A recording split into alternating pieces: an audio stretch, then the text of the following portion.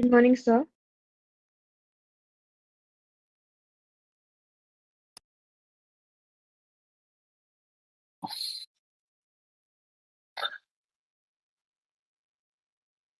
Good morning, madam. This is George speaking. Good morning, sir. Sir, the meeting will start at 10 o'clock, so kindly wait for 12 more minutes. I see students are joining. No problem, ma. I can enable the camera also, correct, ma?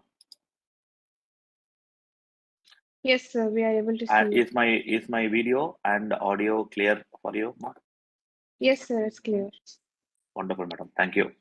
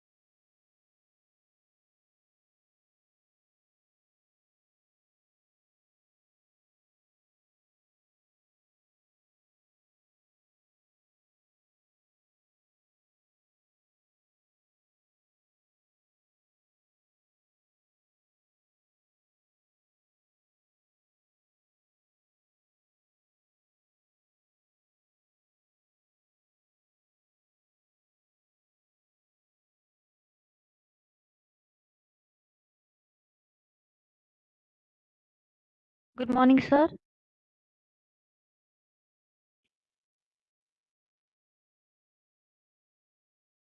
Hello? Yes, sir. May we start the session now? Yes, madam. We can start the session. Are you able to hear my voice clearly? Yes, sir. Yes, sir. It's clear, sir. Wonderful. Okay, then we can Sir, get we'll start with started the in the. formal introduction. Please, madam, go ahead. I invite Ramya of third year cybersecurity to deliver the welcome address. Thank you. Mr. George is a programmer at heart and is passionate about creating software that makes people's life simple, easier, and happier. He has around 25 years of experience in the software industry as a programmer, architect, CTO, and CEO. He has won several awards, including Worldwide Most Valuable Developer Award and Intel Black Belt, which is the highest recognition for technical excellence in Intel. He is also the top 10 innovators in world for 2016 and 2017, awarded by Intel, and won over 5 worldwide developer challenges. George founded the Bootstrap Mac Studio and a technological service company from scratch over 10 years ago with a unique employee first organizational culture and is currently over 150 team members working with awesome companies in various industries from to all over the world like Apple, Intel, etc. George also founded the George Academy, which creates a bridge for students from institutions to the software industry by providing courses on the outcome-based, industry-aligned, hands-on, and job-oriented. We are glad to have you in our meeting, sir. Thank you so much for the introduction.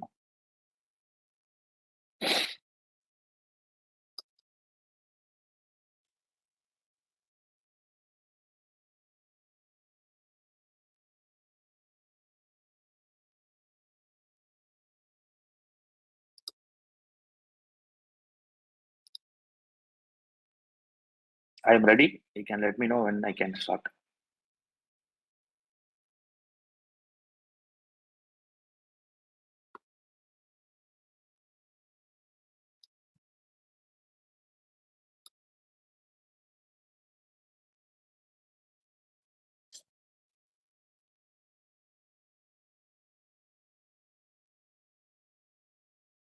So we can start the session. Superb. If you are able to see my screen, kindly let me know. I'm just sharing my screen.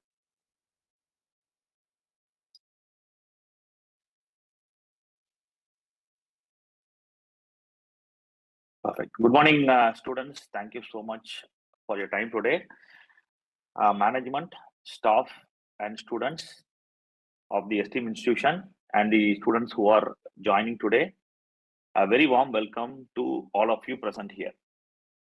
Thank you so much for being present here, and I thank the management team for providing me with the opportunity to share my views on the topic of worldwide development challenges. What are all the challenges that we have because of this worldwide development that is happening around us, and to address how we will be able to address those solutions as engineers. So today you are joining and you are stepping into your institution as engineers, as going into your engineering degree. So I would like to talk to you about what you can contribute as an engineer to these worldwide challenges that we are facing today in our world, and you might face in the future also. And in third point, I would like to discuss about the 3 important aspects which is required for any engineer. So you are starting your engineering degree today.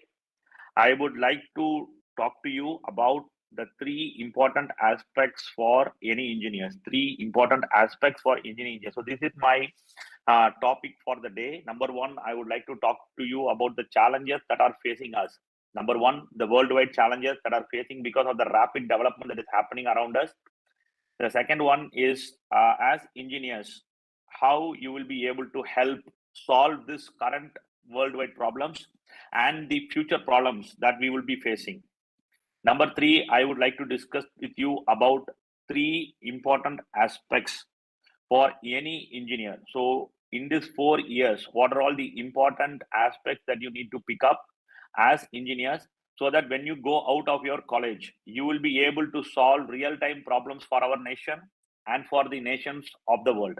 Okay, so this is my quick overview of what I will be presenting. So since I wanted to like kind of give you an idea, I'm just presenting the screen. I can stop the screen now, and after that I will basically like kind of proceed with the lecture. So first of all, I would like to mention to you, there are so many problems that our world is facing today. There are so many problems that we are facing today. And the most important problem that we are facing is the challenge of poverty. Second one is exploitation of natural resources, poor governance and corruption, poor economic performance, lack of infrastructure, and marginalization and vulnerability of select groups. Okay, so these are some of the problems that our nation as well as the nations all over the world are facing. So in an era of rapid development, in an era of rapid urbanization, where the technology is growing at a huge pace, where there is new innovations, new technology that is happening across the world every single day, new phones, new computers, new laptops, new technologies, new opportunities, new vehicles, new cars, everything is coming at a rapid pace.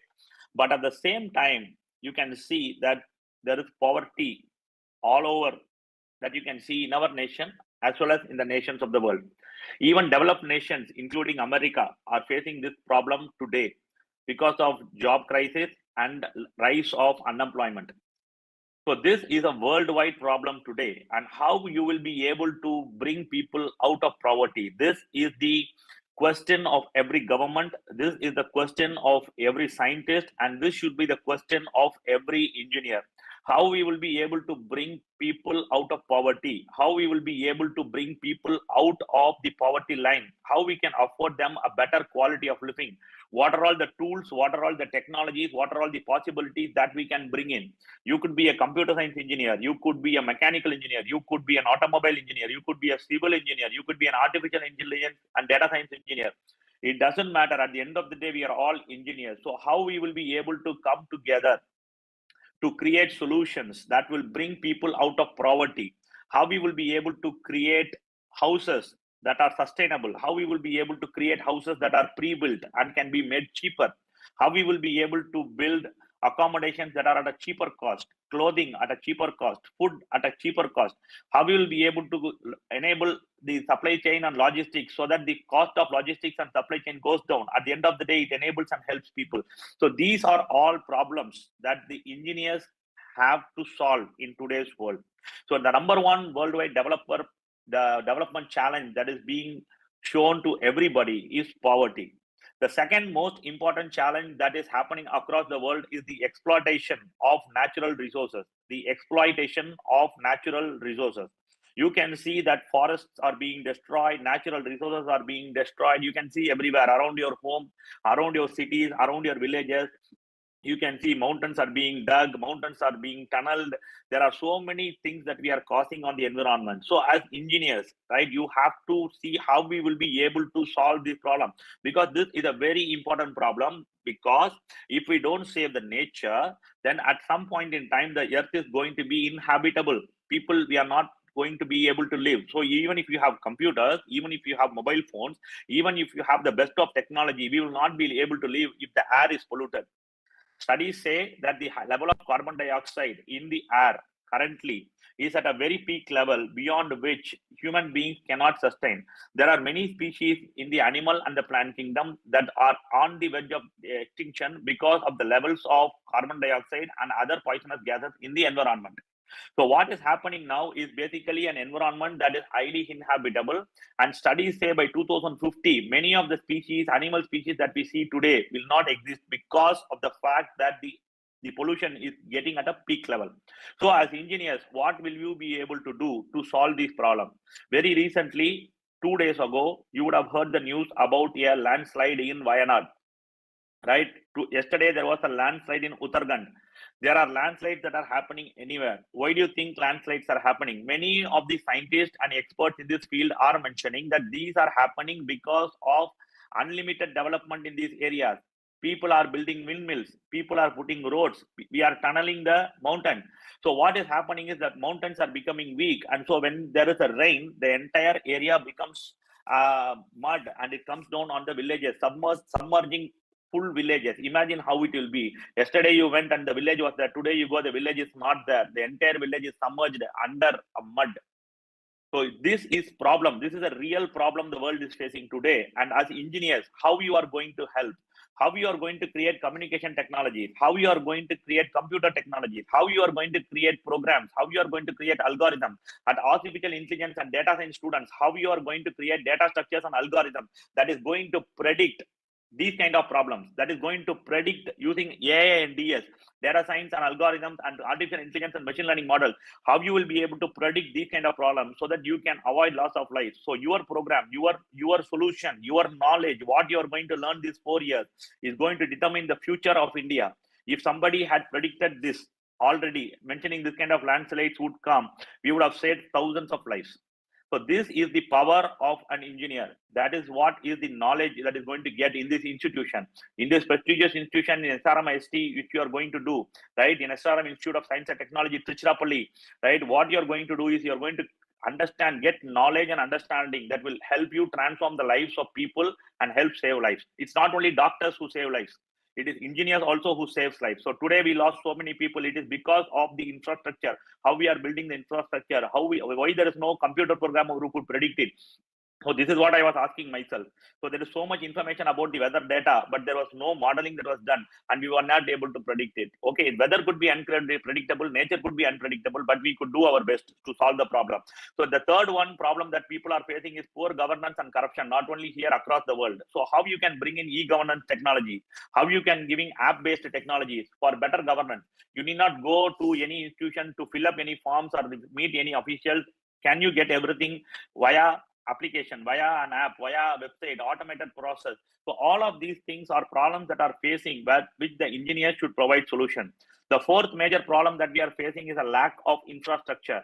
Lack of infrastructure means our country is in the realm of rapid infrastructure increase, right? You see metro trains, you see roads, connectivity is coming up, but it is not enough for our population. So we need innovation, we need critical thinking, we need new age engineers who will be able to come and create infrastructure solutions that will solve the needs of growing population of India. We need civil engineers, we need construction engineers, we need mechanical engineers, we need electrical engineers, we need automobile engineers, we need computer AIDS engineers who will all come together to create solutions that will radically change the face of infrastructure in India. So how you will build roads that will be more stable, how you will build roads that will last even the monsoons, right? How you will build structures that will stand strong, how you will build sustainable structure, right? Without using cement, without using bricks. Can you use plastic? Can you use the waste that is available, recyclable waste that is non-recyclable waste that is available, and create structures? How you will be able to reuse waste better, how you will be able to manage your wastewater better. So these are problems that are facing every single people across the world today. And the last and most important problem that we are facing is marginalization and vulnerability of certain groups. That is, education is not reaching everyone. Communication is not reaching everyone. The possibilities and opportunities are not reaching anyone. Today, you are in SRM IST, which is one of the best institutions in the nation, right? And that is a blessing. It's a God's blessing that you have entered into the institution. Now, today, when you come into the institution and gain the knowledge as an engineer, you think about how you can democratize this education, how you can create systems, how you can create applications, how you can create software that can take this knowledge to the nook and corner of India. People who are sitting in remote villages, how they will be able to access information, how they will be able to access knowledge, how you can take weather prediction to farmers who are in remote places so they can plan their farming better. So these are solutions that the world is expecting. So these are the worldwide developer challenges. I told you 6 challenges. Number 1 is poverty. Number 2 is exploitation of natural resources, unlimited exploitation of natural resources, which means the environment is degrading. The environmental degradation is huge, right? And number 3, you see poor governance and corruption because of the lack of e-governance, the lack of system-based governance. Number 4, we see poor economic performance because we have less business activities, less companies, less entrepreneurship, less creation of products. So whenever there is innovation, whenever there is entrepreneurship. Wherever there is new product creation, there is a growth in economy. Fifth, lack of infrastructure. And number 6, marginalization and vulnerability of specific groups. So you understand that this is a problem, not only Tamil Nadu, not only India, the whole world is facing these 6 problems. These are the top 6 development challenges in the world today, which we have to solve. And who has to solve it? There are 2 types of people who will solve this. The first type of people are creators or scientists or innovators, right? So these are the people who dream about the solution. These are the people who dream about the solution.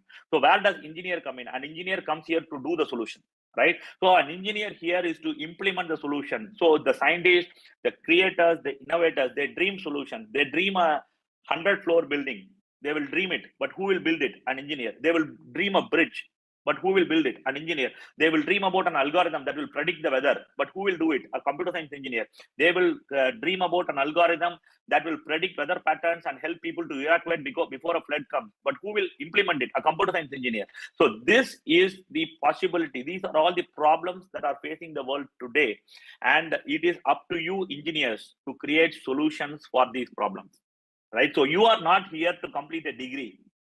You are not here to complete 4 years. You are not here to complete 8 semesters. You are not here to get CGPA 8.0 or 9.0 and above. You are here to change the world. You are all here, everybody here, every young girl and every young boy in this room.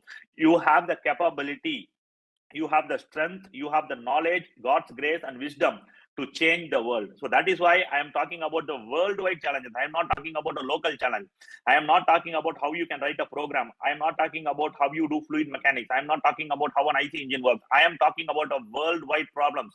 And if you solve one of these problems, you will be impacting the lives of millions of people straight away.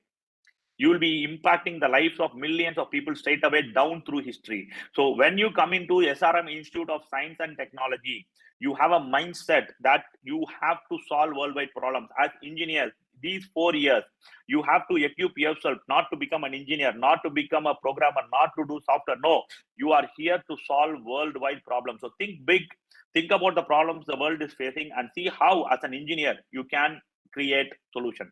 These are the 6 problems that the world is facing today. I mentioned to you already. It is poverty, exploitation of natural resources and environmental degradation, very, very serious problem. Poor governance, how you can help to create e-governance, how you can create systems to reduce corruption, how you can enable systems to enhance the efficiency of governance.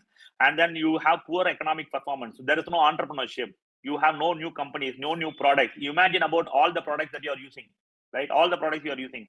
You are using Facebook, where it is created from. You are using Instagram, where it is created from. You are using WhatsApp, where it is created from. Now you think about the kind of revenue that California as a state is getting. If you take California as a state separately, it is the 4th or 5th largest economy in the world. If you take that state alone, when you compare it with all the countries, that state alone, not leave out US, the state alone, it has the economy almost the 4th or 5th size of the list of countries in the world. So that is the possibility. So poor economic performance is directly because of the lack of entrepreneurship, because we as engineers are not taking up the challenge. The 5th point is the lack of infrastructure, and we as engineers should create infrastructure. There is lack of housing. How you can create sustainable housing? There is lack of proper infrastructure. There is lack of public toilets. There is lack of so many things which are there in India, around the world. So how as engineers you will be able to solve this problem? Then you have marginalization and vulnerability for certain groups. There are some people who are in remote villages. I am from a remote village myself, right? I am from Trichy. I am from a place called Nachikurichi, okay, near Somarasambete village, okay, next to Vayalur Murugan temple, okay. So there are still places where we have to still go. Technology has to go. Technology has to penetrate. 4G has to penetrate. 5G has to penetrate.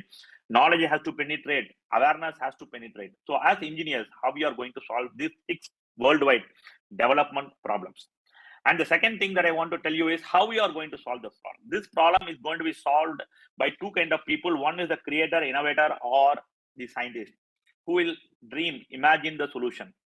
Who will imagine the solution. Let's say, for example, they create a vaccine. A scientist will create a vaccine, but who will mass produce the vaccine? An engineer. A scientist will design a car, but who will mass produce the car? An engineer. A scientist can innovate a 100-story building, but who will create the building, a civil engineer. So every single item in this world is created by engineers. People dream about it, but the actual creation is done by engineers. So you have to think in this line that you are here to solve the problems of this world, and you have the capability, you have the knowledge, and you have the strength to go ahead and solve the problems of this world. So my humble and kind request to all of you is that you please have an open mind when you enter into this institution, that you are not here to do a 4-year degree, you are not here to complete a degree, you are not here to complete a course, but you are here to gain knowledge that will help you change the world, create ideas, create concepts, create strategies that will impact the world and change the lives of millions of people. Millions of people, I'm telling you, million. One idea can change the world. One idea can change the world. One invention can change the world. Can you imagine penicillin? It was invented by one person, and imagine the number of people who are being benefited by it. It has impacted millions and billions of people around the world, and that is how the powerful of an idea is. So many challenges are there. It is in one side, if you see it, it is very sad. But on the other side, I'm very happy because we have a bunch of beautiful young engineers who are just coming in, and you have the capability to solve these challenges. I know, and I'm sure that young people like you can solve the problems of this world. So number one, there is a problem in this world. These are the worldwide challenges we are facing. Number two, scientists, innovators, and creators, they create or dream the solutions or the ideas. They will dream the ideas, but the one who executes it is the engineer. So engineers do it. Always remember, the role of an engineer is doing. You have to do it. That is the power of an engineer, not knowing. Doing is an engineer. So it's not knowing computer science, it is doing program. It is not knowing artificial intelligence, it is doing. It is not knowing civil engineering, it is doing something that will directly impact the lives of people. The third important thing that I wanted to talk to you about today is 3 important aspects for any engineer. So first, number one, we discussed about the worldwide developer challenges, worldwide development challenges. It is all the 6 challenges I mentioned to you. Second one, we discussed about how we will solve those challenges as engineers. We will do it. The scientists can create a solution, but engineers will do it. So we are engineers who will we will execute this problem, and we will solve these issues. Okay, so as engineers, you will be doing, you will be executing these solutions and changing the world and making the world a better place. So as engineers, how you will be able to be effective in this world in these 4 years? What are all the things you have to do to be very effective after 4 years? Be very effective after 4 years. Kindly note, it's a very good time. You are in the first year of your college. I am seeing so many people who are, after completing 4 years in college, after that they are joining some course, either computer course, AutoCAD course, or this course or that course, and then they are learning again, and then they are spending 1 or 2 years, and then they are looking for job. Please note that in this 4 years, if you make the effective use of this time, you don't need to go outside and search for job. Jobs will come searching for you. If you equip yourself, if you get your knowledge trained, if you are equipped, if you are fully ready, if you are able to solve problems, the world will come to you. The best companies in the world will come to you. Apple will come to you. Facebook will come to you. The best civil engineering companies will come to you. Robert Bosch will come to you. Everybody will come to you. The only requirement is that we should be world class, top class in knowledge and problem solving. So as engineers, in these 4 years, what you have to gain, what you have to learn, what you have to absorb if you want to become world class, 3 things you need. There are 3 things as engineers you should learn in these 4 years, which will make you stand out in your career. Please note that you will be very young, 17, 18 years today, and by the time you finish your engineering, you'll be 21 or 22 years. From 21 years, for the next 40 years till 60, you will be doing a work, right? You will be doing some work, and the foundation of that work for the 40 years of your life is decided in these 4 years. The next 40 years in your life is decided by these 4 years. People have missed the opportunity, and their entire 40 years, the entire life has been off track. They have moved side track because of some wrong decisions they have taken in these 4 years, or the lack of attention they gave in these 4 years, or the time they wasted these 4 years. Their entire 40 years, 21 to 60, the entire 40 years, it will go as a loss. So my humble request to you is, if you want to build your career, if you want to lead a happy life, if you want to raise a good family, please focus these 4 years. And in these 4 years, there are 3 things that I want you to do. There are three things that I want you to do. As an engineer, the first thing that you need to learn, in these 4 years is that you need to have a toolkit. You need to have a toolkit. Okay, as an engineer, what is a toolkit? You would have seen in your house, if there is an electrical problem, some motor is not running, some switch is not working, you will call an electrician. The electrician will come. When he comes, he will have a bag. Right? And inside that bag, there are a list of tools. There are a set of tools that he will use. There will be screwdriver, there will be tester, there will be drilling machine, there will be wires, there will be hammer, there will be nails, so many things he will keep it in this bag, right? And that is his toolkit. So whatever tools he has in that kit, the electrician knows how to use those kits. How to use those tools, he knows thoroughly. So he will come to your home, and when you say a problem, sir, this motor is not working, then he will, second thing he will do is, he will bring a toolkit, and second thing is, he will see the problem. He will understand the problem. First thing is, he will hear from you, and then he will analyze the problem. He will understand the problem, and then he will identify, okay, this is the problem, and this is the solution we have to do. Okay, fine. This wire is having a short circuit, or this wire has burnt. Now we have to cut the wire. Now we have to put a new wire and join them, and put a tape and put a drill and put the wire inside. Let's assume. Then what he will do, he will open his toolkit bag, and he will take all the tools one by one that he has already decided. So he will take one cutting machine to cut the wire, and then he will connect the new wire, and then he will put a tape, and then he will drill using the drilling machine and put the wire inside. Now you think about it. The first thing that the engineer, the electrical engineer, the electrical person brings is a toolkit. He knows all the tools inside the bag, and he knows how to use these tools. Day and night he has worked in them, and he knows how to use those tools. Second thing what he does is, he comes to your house and understands the problem, analyzes the problem, then understands what the solution has to be given, then uses the tools that he has to provide the solution. This is what a normal problem solving is done. This is how a normal problem solving is done. The same way, if you are an engineer, the first thing you need to do is to have a toolkit. You need to have a toolkit, right? The toolkit is the set of minimum requirements of knowledge that each of you should have. That is what is given in your subjects. For example, if you take the case of a programming language, I'm giving an example of a programming language because I'm a programmer, I'm giving that example. If you are a programmer, right? If you are learning a language, a software programming language, there are 10 items. There are 10 items that are a part of your toolkit.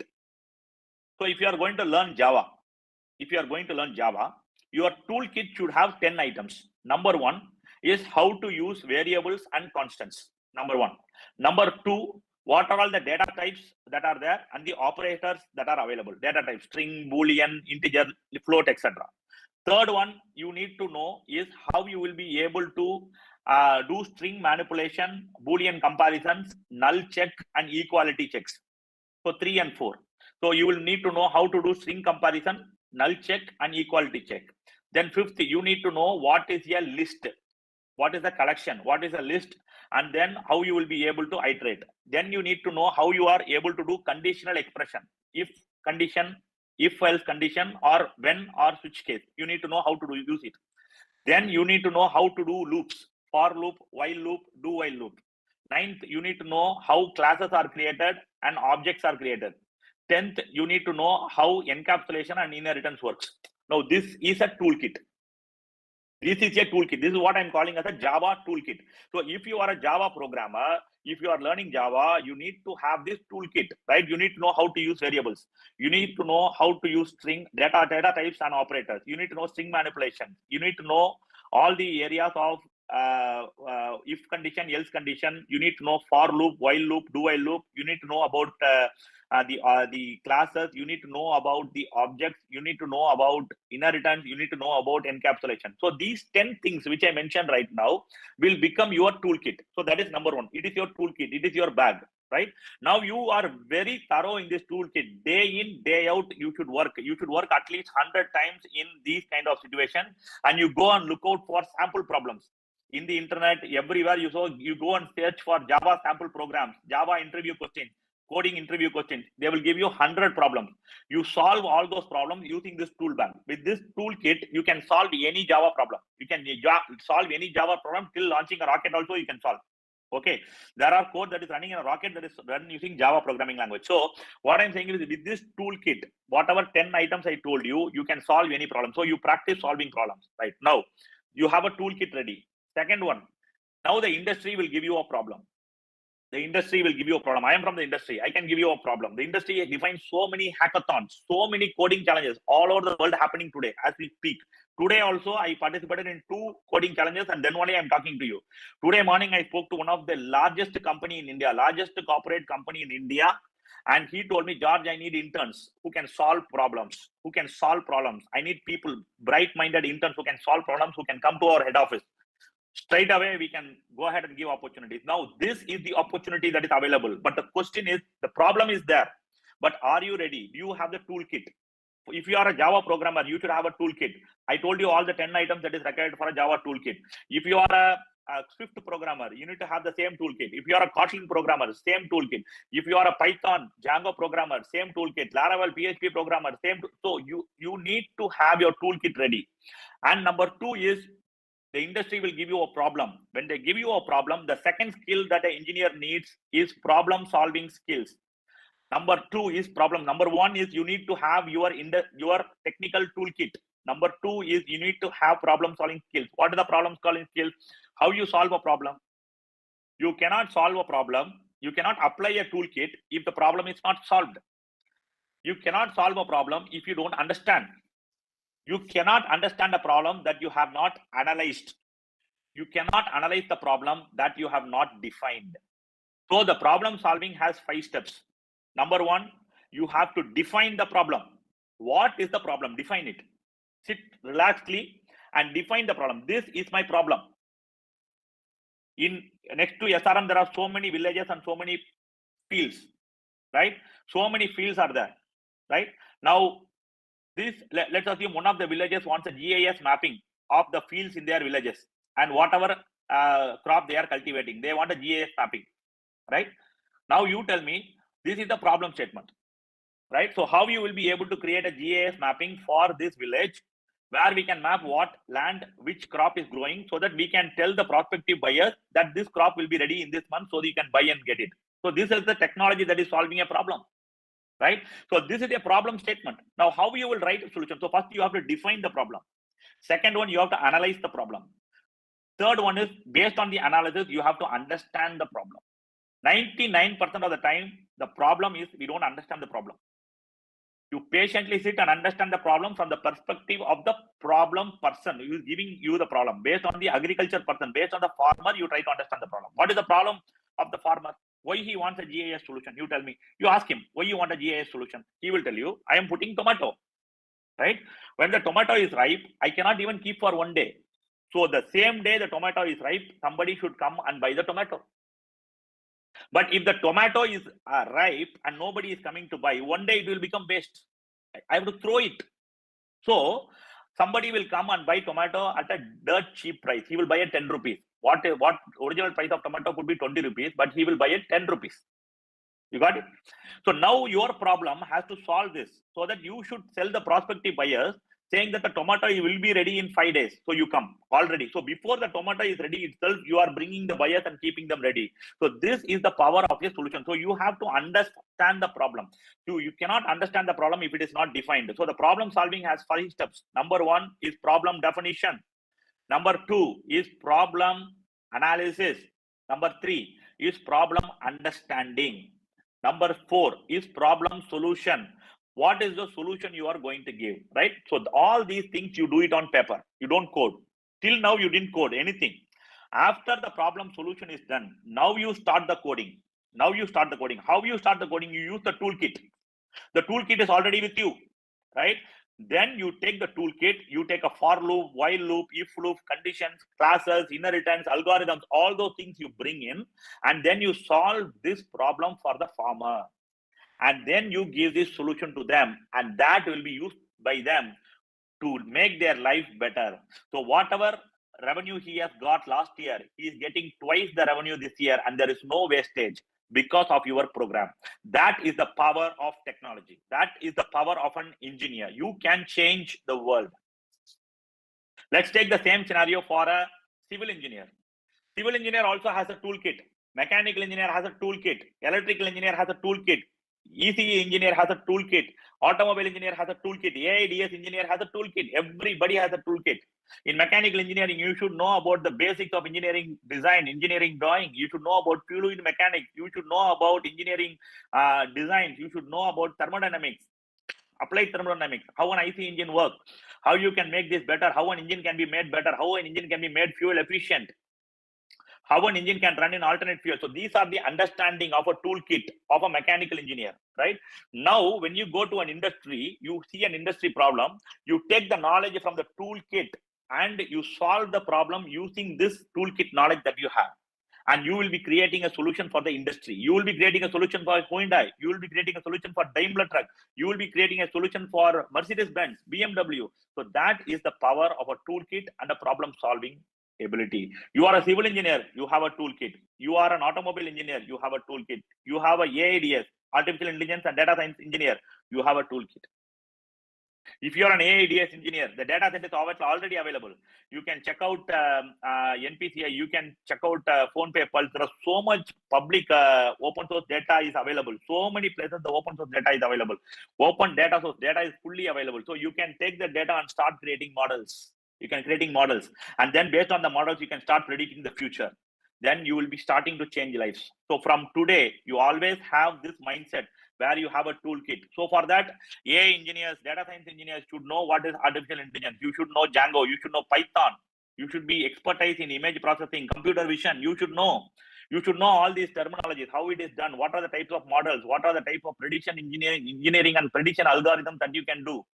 You have to start understanding it. So that becomes your toolkit. So that is your bag that the electrical engineer carries, the electrician carries. Like that, every engineer should have a bag that is in their heart of the toolkit. That is the engineer's toolkit. Which engineer are you? That toolkit you should have to solve the problem. Third one is the most important thing for any engineer. First one, I told you, every engineer should have a toolkit. In the middle of the night, if somebody wakes you up and asks you also, you should be able to solve it.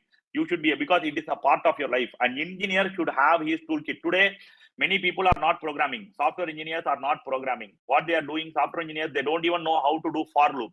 People in corporate environment, they don't know how to do for loop. They don't know how to create a list and iterate the list and print the items in the list. They cannot do it. They don't know how to reverse a string. They don't know how to reverse an integer. They don't know how to reverse a array. They don't know how to sort an array. Simple thing. That itself they don't know. Why?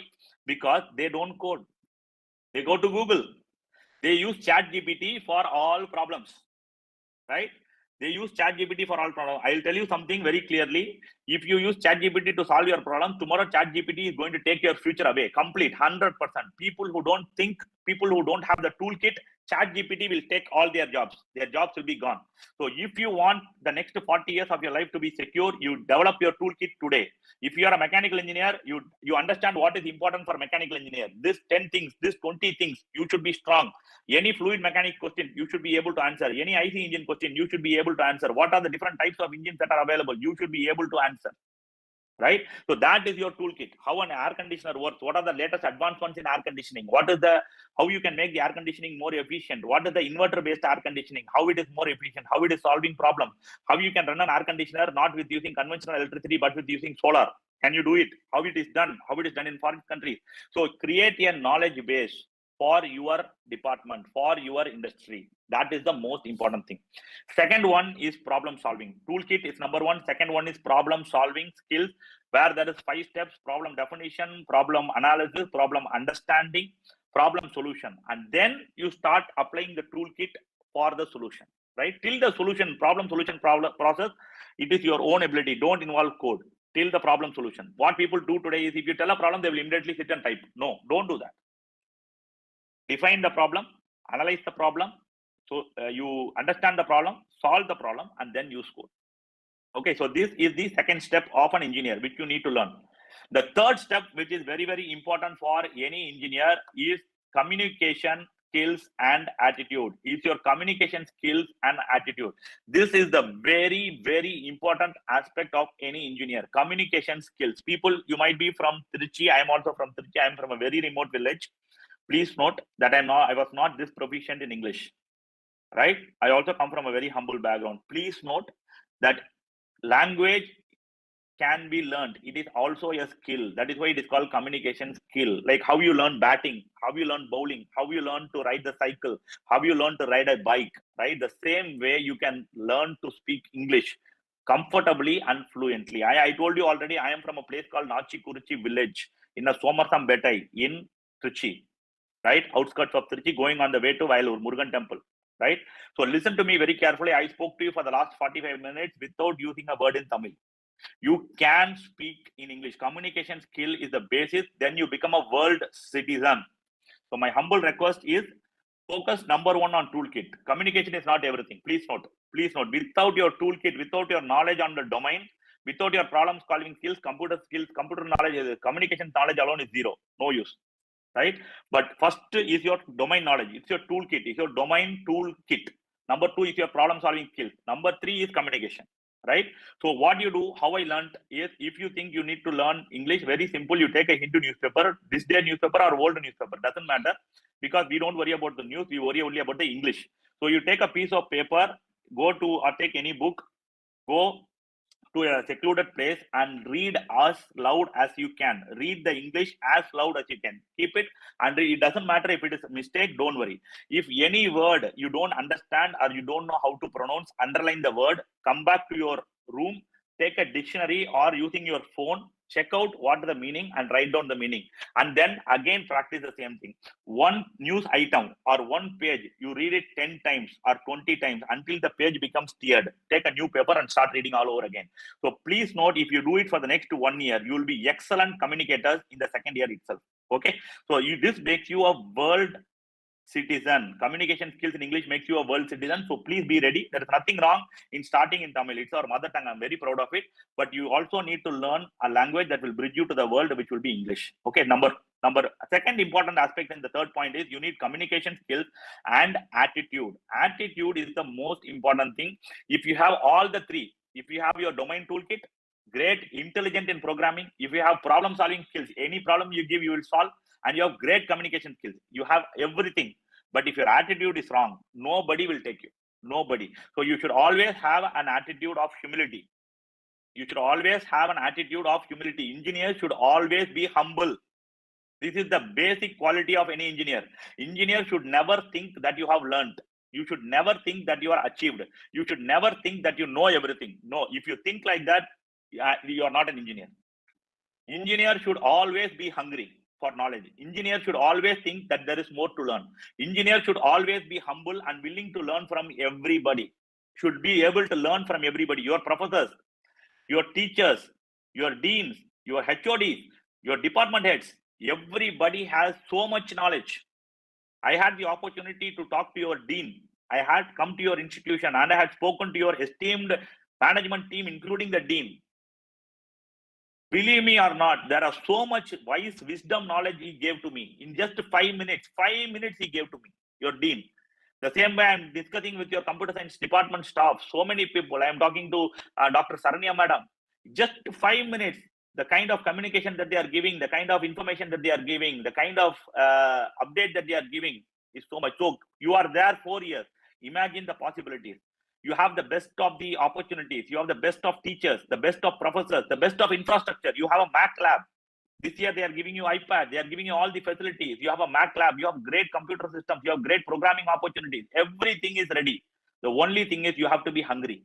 If you are not hungry, you will not use anything, right? If you are fully satisfied, your stomach is full. Even if I keep a buffet before you, you will not eat anything, right? So the most important quality of an engineer is you should be hungry for knowledge. You should consume knowledge voraciously. That is the most important thing. That is the most important thing. So consume as much knowledge as possible. You should be hungry. Your attitude should always be to learn more and more and more. That's what Steve Jobs says. Stay hungry, stay foolish. Stay hungry, stay foolish. Always think that you are foolish so that you will learn more and more and more. If you think that you are intelligent, you will not learn. You will stop. Even today, I started my programming in the year 2002. Right? That's when I joined the software industry. I started programming in 2002. This is 2024. 22 years.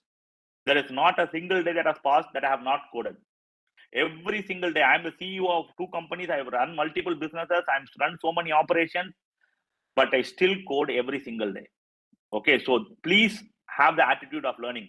So many advancements have come in automobile. So many advancements have come in mechanical. So many advancements have come in civil engineering department.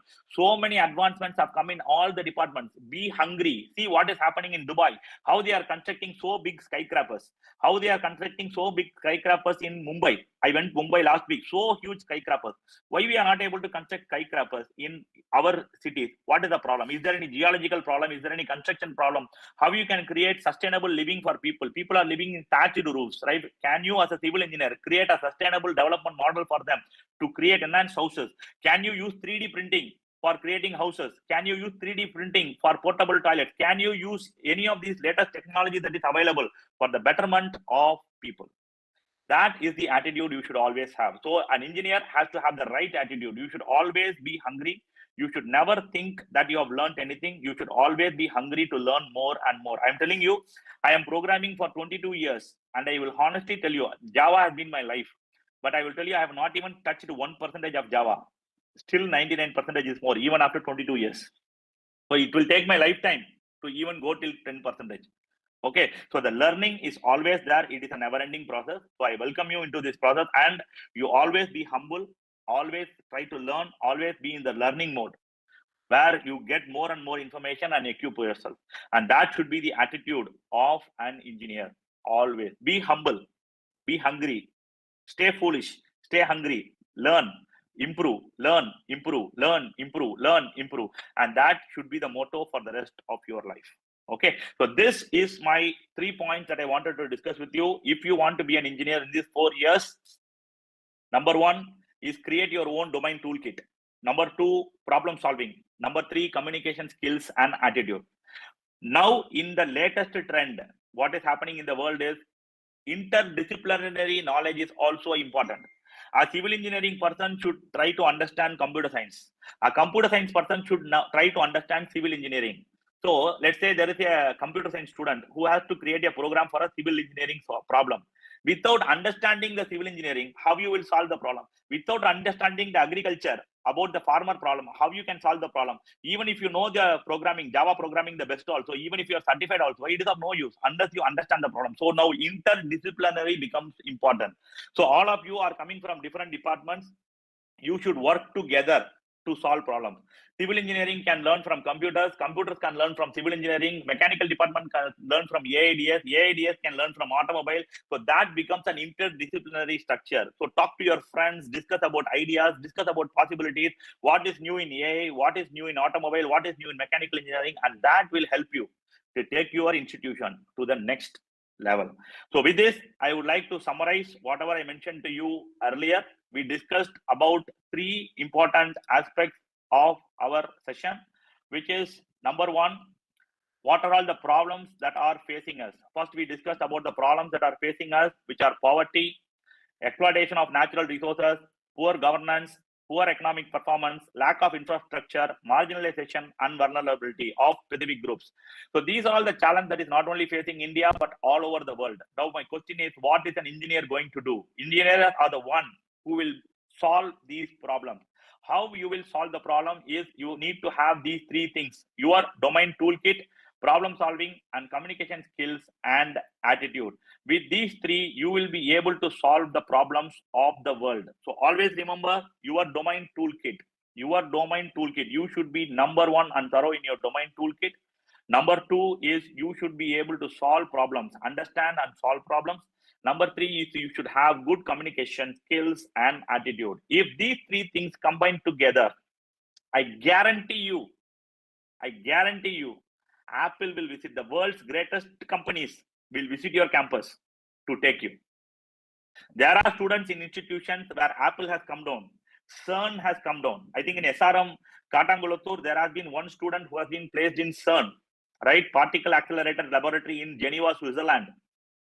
In Katangulathur campus, they have recruited, right? And the package was like 2 crores or 3 crores, I don't know, right? They were mentioning to me. So that is the power of people. This person didn't go to Geneva. They came. So you don't need to go anywhere. They will come. But you need to have these 3 things. Number 1 is your domain toolkit. What is your domain? Try to understand your domain. In this, what is the top 10 or 20 topics? That 20 topics, 10 topics, you should be thorough, left, right, and center. You should be able to analyze, understand, and very, very clearly define all those things. So if IC engine is one of the points regarding IC engine, you should be having a thorough knowledge and understanding. What is IC engine, how it works, what is 2-stroke, what is 4-stroke, how you can improve the efficiency, what is a hybrid engine, what is an electrical engine, what is a hydrogen engine, because hydrogen engine is going to come. What is the hydrogen engine, what are alternate fuels, how alternate fuels are going to help. This level information you should get and create your toolkit. That is a domain toolkit, so that you can talk with anybody and use this toolkit to solve problem. The second one is create a toolkit. The first one is create a toolkit. Second one, create a problem solving strategy. You should solve problems. So whenever you go outside, see problems, and then only you can create solutions. So if you don't see problem, then you will not create any solution. So see problem. You have to look for problems. What is the problem in mechanical industry? What is the problem in electrical industry? What is the problem in computer science industry? Now, how I can solve this problem using my toolkit? Solve the problem. If your toolkit is not sufficient to solve the problem, enhance your toolkit, create a better toolkit, improve your toolkit, and then you solve the problem again, right? So that is the problem solving skill. That is the problem. You should look for problem. Everybody should look for problem. I'll give you an example. It is called as a red car theory. Today, all of you came from your homes or from your places to college, or you're in your respective homes, right? I'll ask you one question. Yesterday, you could have gone outside, you could have visited places and all those things. How many red cars did you see in the road? I'm just asking you, how many red cars did you see in the road? I'm asking you one question. You might have seen red cars, but nobody would know exact count, correct? Now I'm asking you another question. I will tell you, go out today. Whatever the number of red cars you are seeing tomorrow, whatever the number of red cars you are seeing tomorrow, for each red car you see, if I say I will give you 1,000 rupees, then by Monday, you will exactly tell me this many number of red cars I saw, right? 20 red cars I saw, 10 red cars I saw, you will tell me. Why? Yesterday also red cars was there, but you are not looking for them. You are not focusing on them, right? So the problems are around us everywhere to solve, but you don't look for them, so you don't see it. But now if you put the lens saying that if you give 1,000 rupees for a red car, you will see all the red cars around you. The same thing I'm telling you, look for problems. These problems will take you to the next level. These problems will incentivize you. I'll give you an example. There is one program called as the National Quantum Mission, which has been created by the Department of Science and Technology, Government of India, for quantum computing using quantum mechanics, creation of laboratories, application, solutions, cryptography, algorithms using quantum computing. Do you know the amount of funding that the government has given for educational institutions for research in this particular area? It has given 6,000 crores. 6,000 crores for educational institutions and IT companies to partner together, industry to partner together, create algorithms using quantum computing and quantum mechanics. So this is the problems which is available. Now you are the students who has to take the problem and solve it. Look for problems. Everywhere problem is there. Look for it and solve the problem. The third one is important thing is communication skills and attitude. Communication skills and attitude. Please improve your communication skills. It is very, very important. Okay, very, very important. I am coming from a very, very small village. I told you already. And if I'm talking 55 minutes non-stop in English, you also can talk. And I told you how I equip my English skills. Very simple is Hindu newspaper. Okay, that is my simple strategy. No cost. Yesterday's newspaper. So you don't need to spend anything. Have a dictionary in the phone. You can look up the meanings and you can solve the problem. Okay. And the attitude for every engineer should be hungry. You should be foolish. You should always be humble. Ever learning, ever improving. And that is the number one attitude required for any engineer. And if you have that attitude for the next 40 years, I guarantee you, your life is settled. Okay. So welcome all of you to the induction program. I welcome you all on behalf of the staff, on behalf of the management, and behalf of the professors, head of the institutions, head of the department, and all the teaching and non-teaching staff of SRM Institute of Science and Technology. I welcome you all to the program. I wish you the very best to you, staff, students, for the next 5 years or next 4 years in your campus. Thank you so much, everyone. Have a nice day. Bye.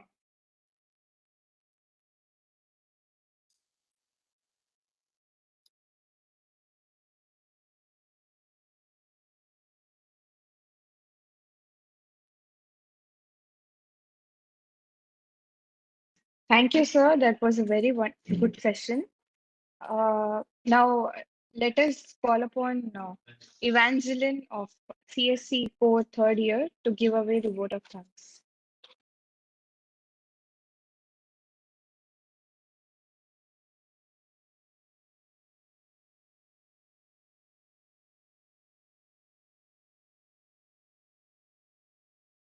It's an honor and privilege to get the opportunity to propose the vote of thanks on this special occasion.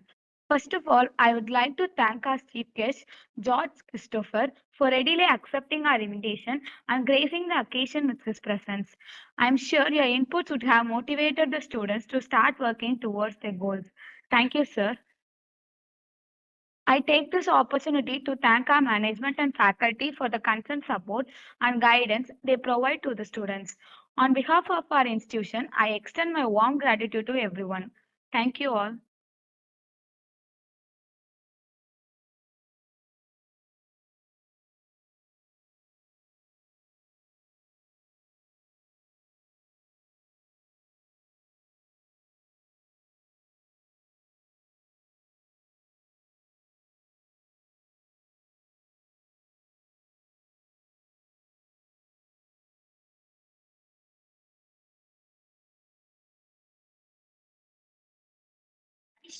Students, the feedback link has been posted in the chat box. We'll have a break till 11:30. Please join the session at 11:30 sharp.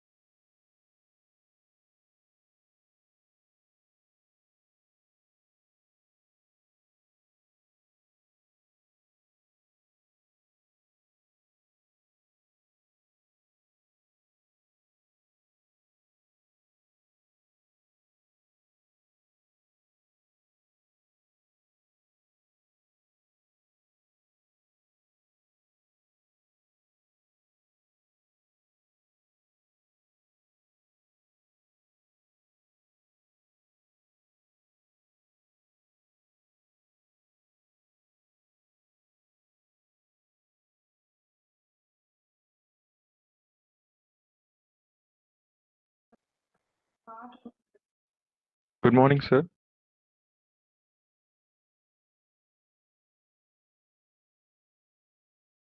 Hello, sir. Can you hear me?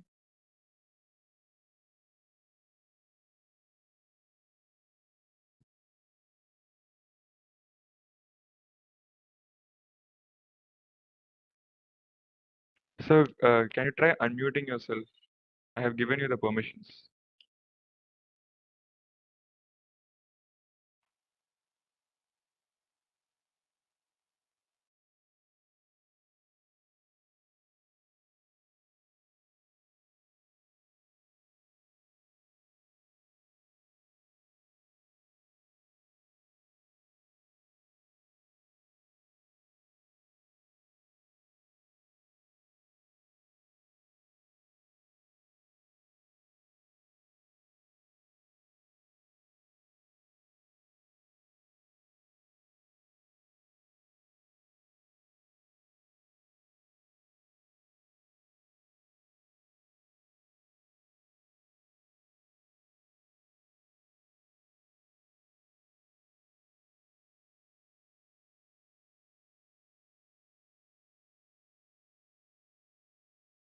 Yeah.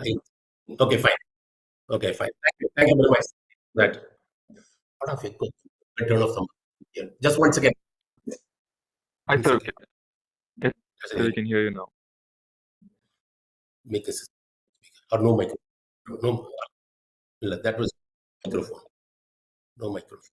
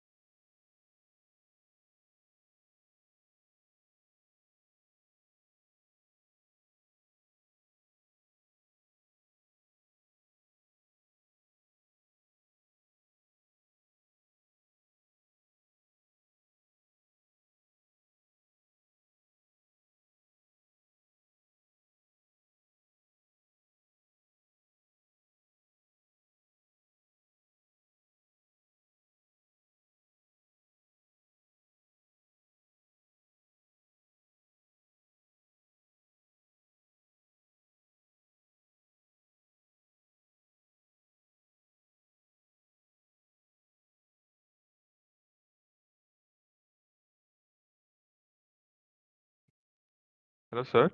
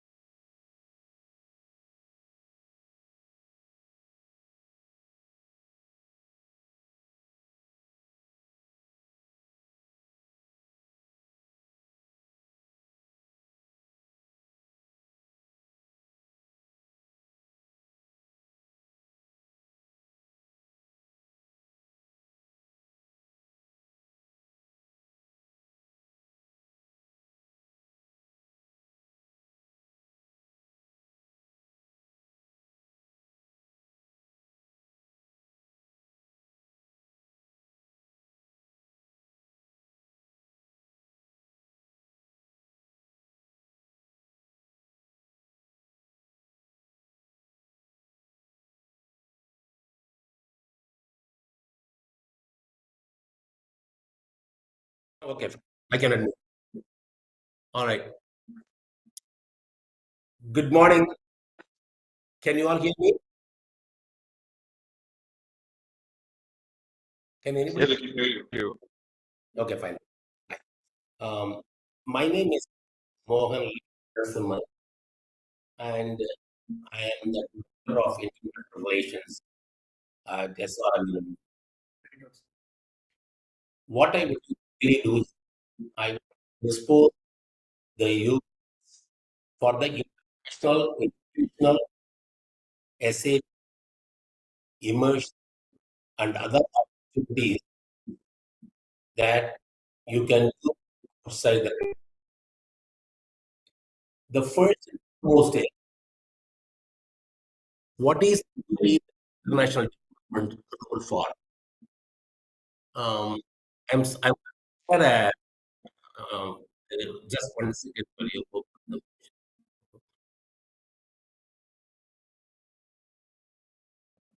I want to share a window and screen. Just 1 second. I want to go to that file, select it. Just give me 1 second. So G.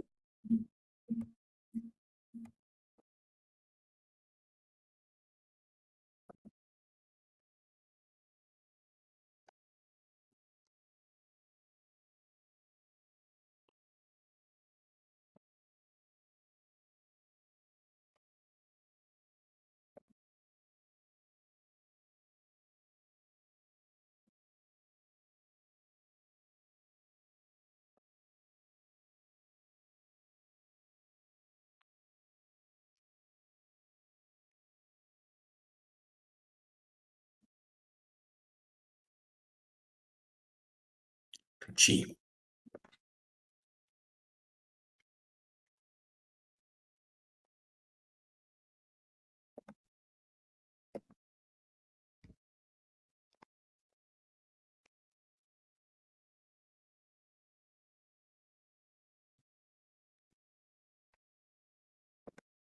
I send it out to you guys, and you don't want it. Documents.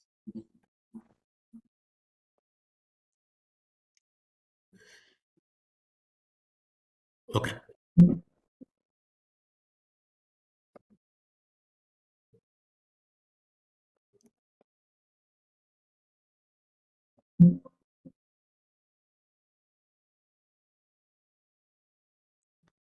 Can you see it now? Okay.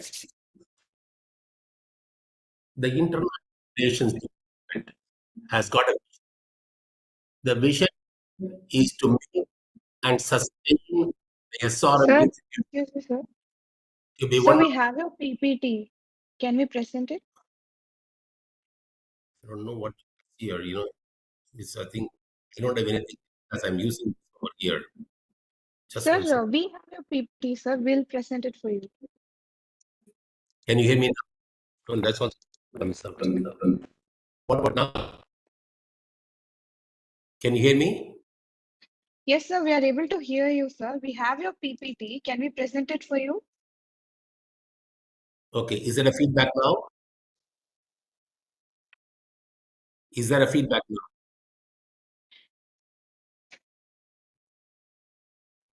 Hello. Hello, Sandeep. What is it coming?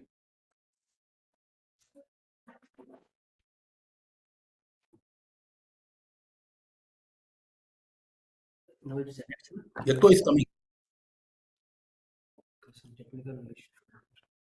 That is why important that I don't want. I'll use this one. Okay, fine. Remove everything. Use this completely. Remove everything. This one. Why do you need this one? Okay. Even now I have it. Why? Because of yes. Just one second. I'll go to the web page. Wasting so much time. Can you still? Yes. problem. That is why I told you I should sign out, shut down.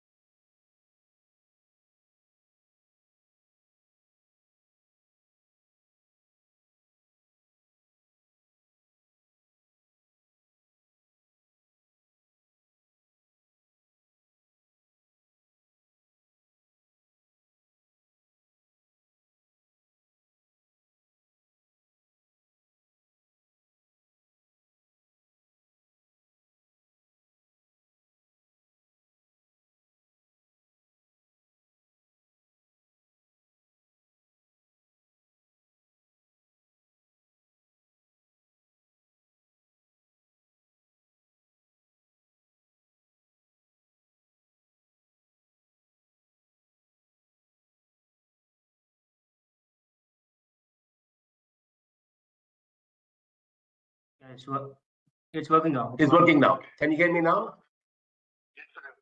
Fantastic, fantastic. Okay, thank you. Thank you very much. Bye, bye, bye. Okay. First of all, hi, I'm the director here of international relations, and I'm very sorry that I have to make you go through this exercise for about 20 minutes. I think I'm okay now. So what I would like to do is I would like to share a presentation with you, and then we can take it from there. Any questions, you can raise your hands and I can answer it to you at the appropriate time. Okay? So I will become a presenter now and I'm going to share it to you.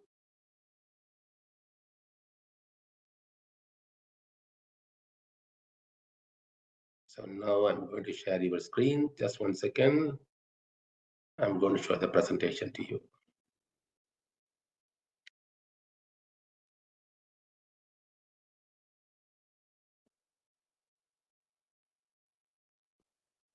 Okay. Can you all see me? Okay, fine. Okay. Okay. Let me remove this. I don't need this at all. I'll go to the presentation mode.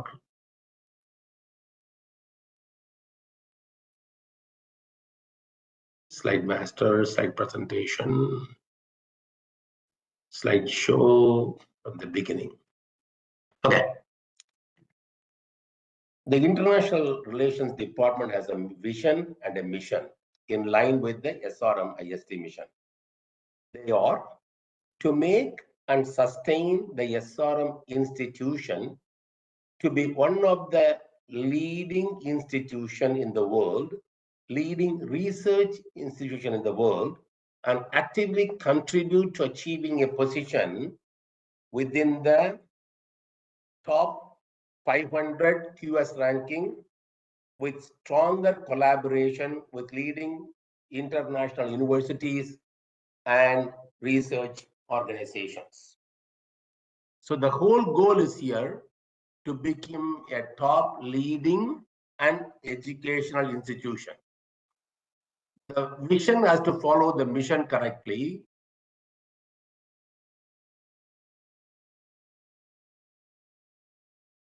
Increase the breadth and the depth of research and other academic engagements. That means you want to have as many people as participating in it, and also deeply also, how deep you want to go for bachelor's, for master's, for PhD, for research and everything. Sign MOUs with top universities and research institutions. Third one is bring inclusiveness and diversity. We would like to have students coming from all over the world so that we have a very diversified environment, so that you can learn from that thing each other.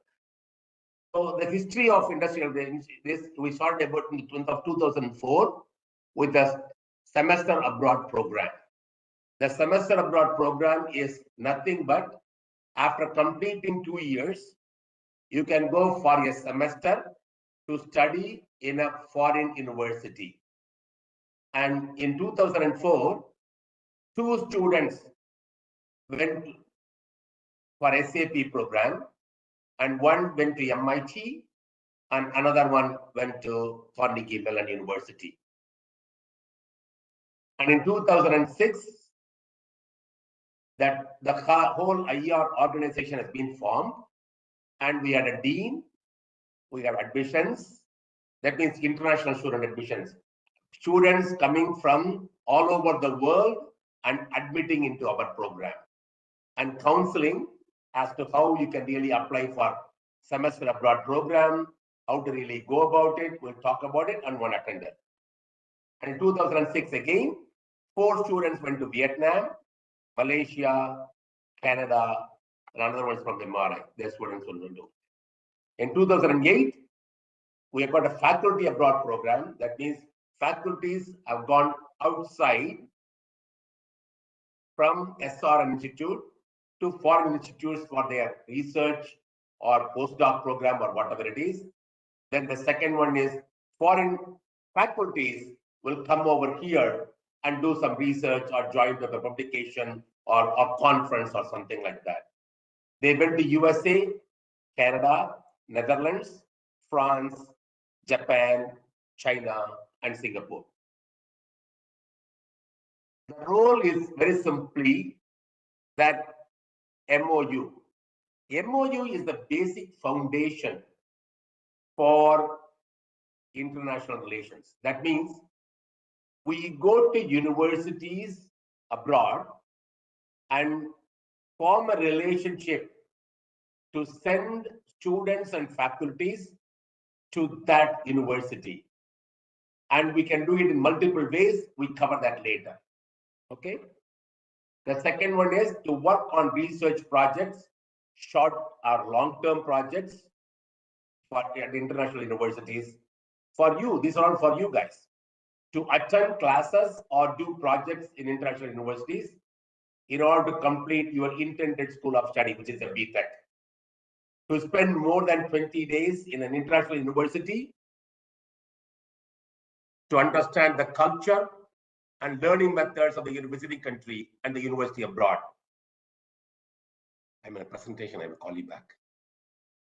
To attend twinning or dual degree or pathway programs in partner universities, to facilitate graduating students to pursue higher education abroad. So let us look at very carefully this. There is called a twinning program, there is called a dual degree program, there is called a pathway program. What are they? The twinning program is after studying here for 2 years, you can go to a foreign university and study there for 2 years and then get the degree from that foreign university. So instead of going there for 4 years and spending all the money there, you can join SRM, study here for 2 years, and then go abroad for the final 2 years, and eventually you get a degree from the foreign university, which is equivalent to any other degree that they offer. The second thing is called dual degree program. It is applicable only for PhD program and for some MTech program. That means the degrees are offered by both the foreign university and SRM for both PhD as well as for MTech. The pathway programs.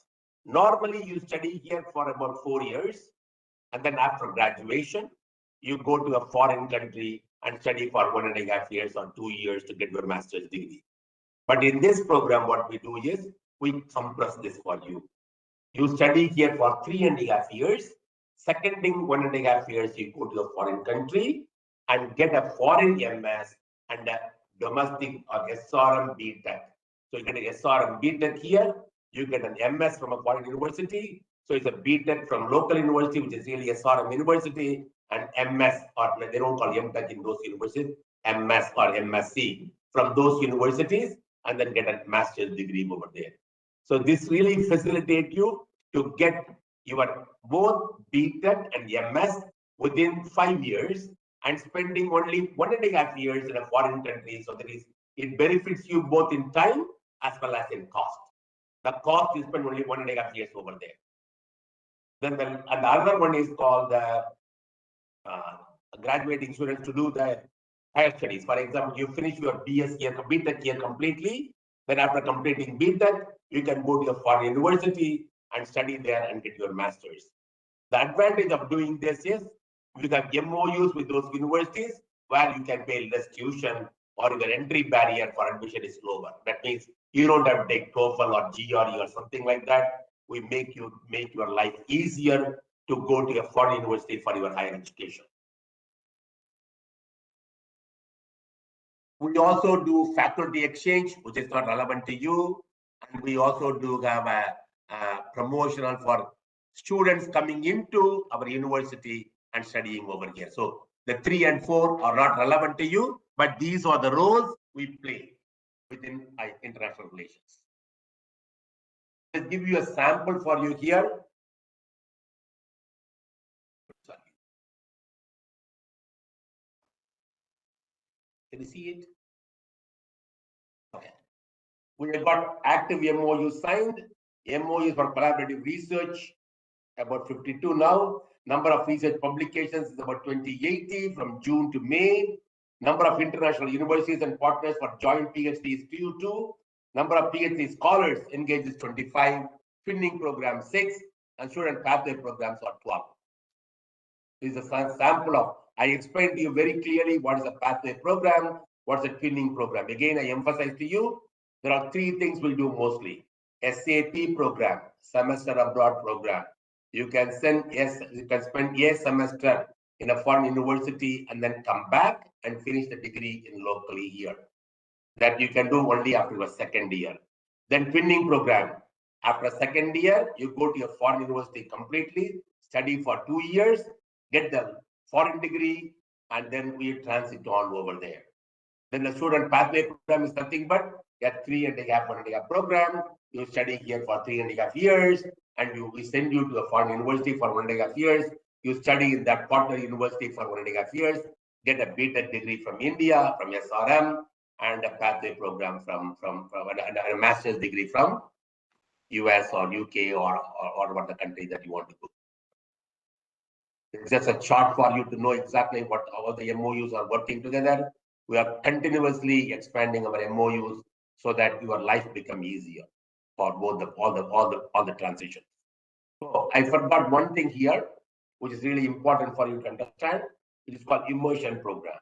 We also have immersion programs to go to a foreign university, spend just 2 weeks over there. Go to Malaysia, go to Singapore, go to Dubai, go to UK, go to US, spend 2 years and 2 weeks, and then come back over here. That's also is available. We also have got some programs, technically challenging program with NUS, and we can go there for 3 weeks. And there are, first you study here, about say for 6 weeks you study here with online, and last 3 weeks you go there and you get a certificate from NUS, and we can also do that.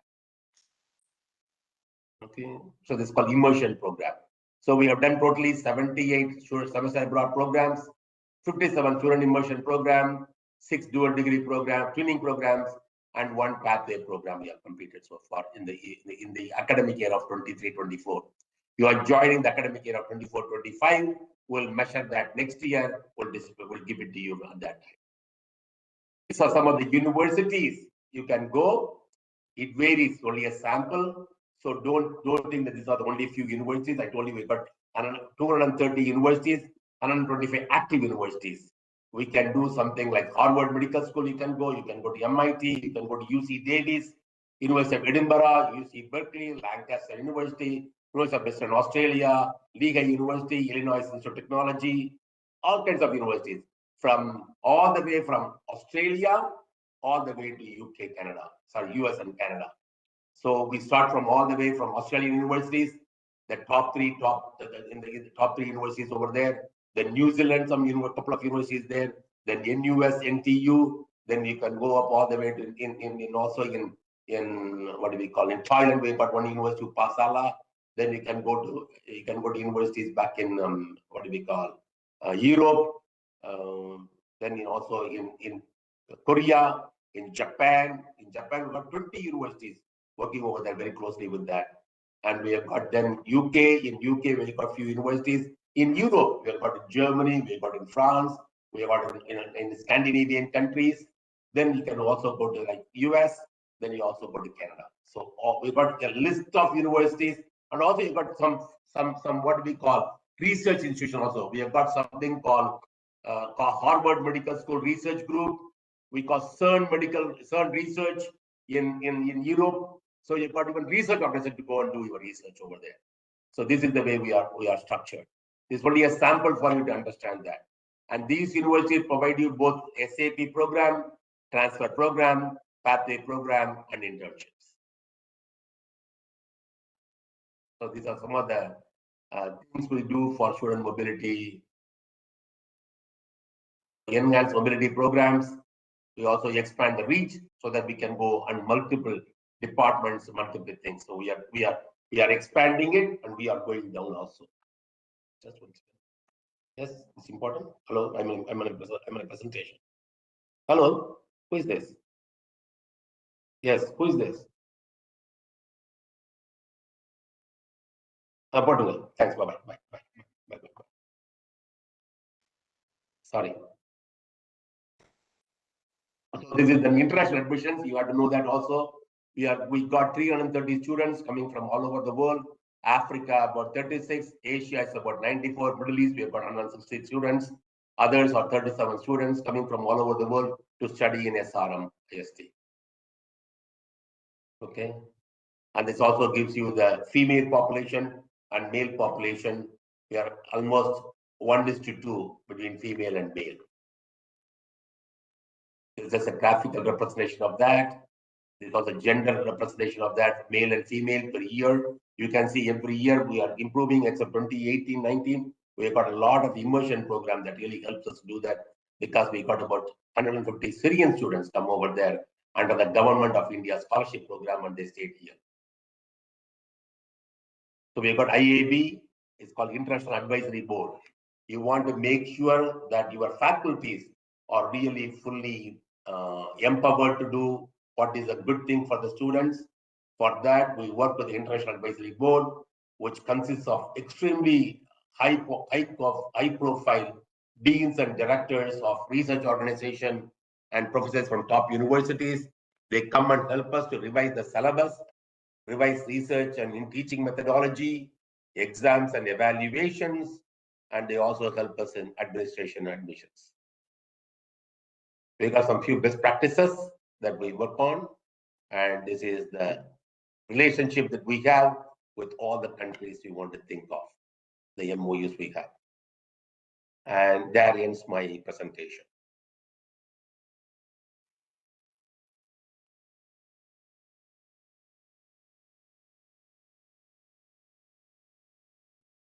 Everything is okay? I'm back to normal. Let me close it.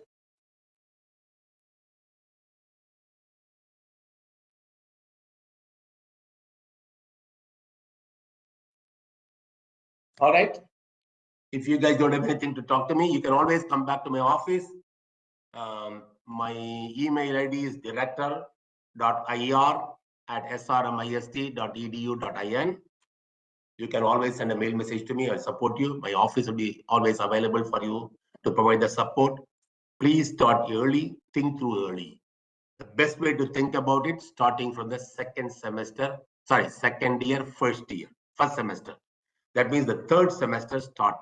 So if you have a twinning program, you got to start by the end of first semester, second year.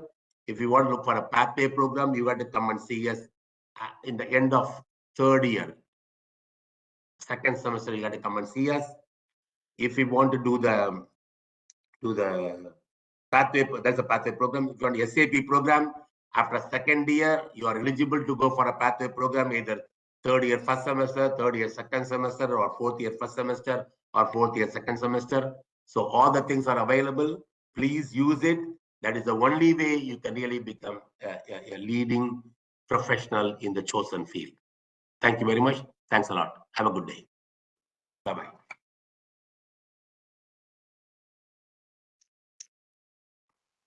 Excuse me, sir. Yes. Sir, we wind up with a formal vote of thanks, sir. Oh, okay, sure. You can have it. Yes, sir. Thank you, sir. I feel honored and privileged to get the opportunity to propose a vote of thanks on this special occasion. First of all, I would like to thank our chief guest, Dr. Lakshmi Narasimhan, for readily accepting our invitation and gracing the occasion with his presence. I'm sure your input would have motivated the student to start working towards their goal. Thank you, sir. Thank you. Thank you very much. I take Very good I day. take this opportunity to thank our management and faculty for the constant support and guidance they provide to the student. On behalf of our institution, I extend my warm gratitude to everyone. Thank you all. Thank you. Great. Good luck. Good luck to you Thank you, guys. sir. Do very well in your courses. Any help you need, we'll provide you. Don't worry.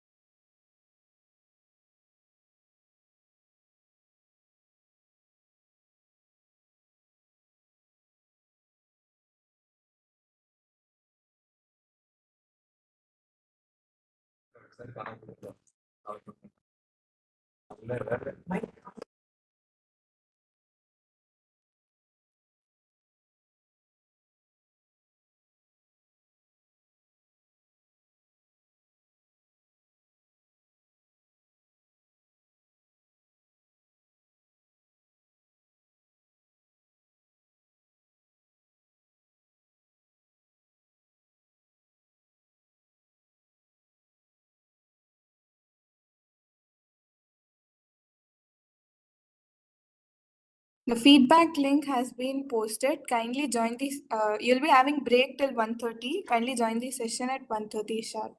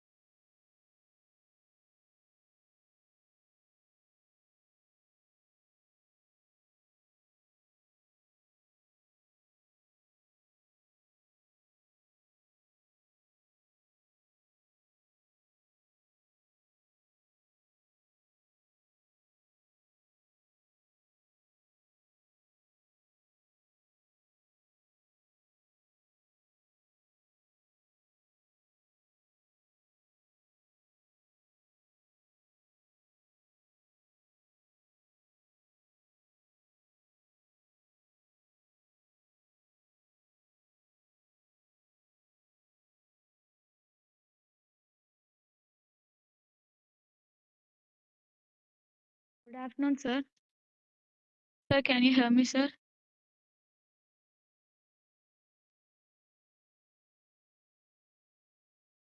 Sir, we made you as your co-host. You can unmute yourself, sir.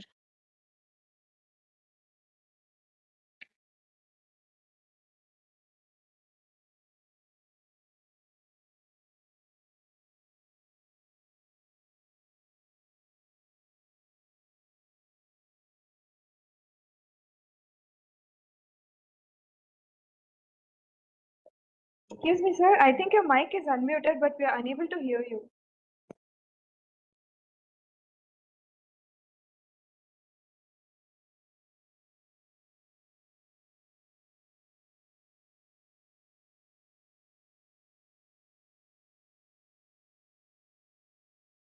So we are able to see that you have shared your screen.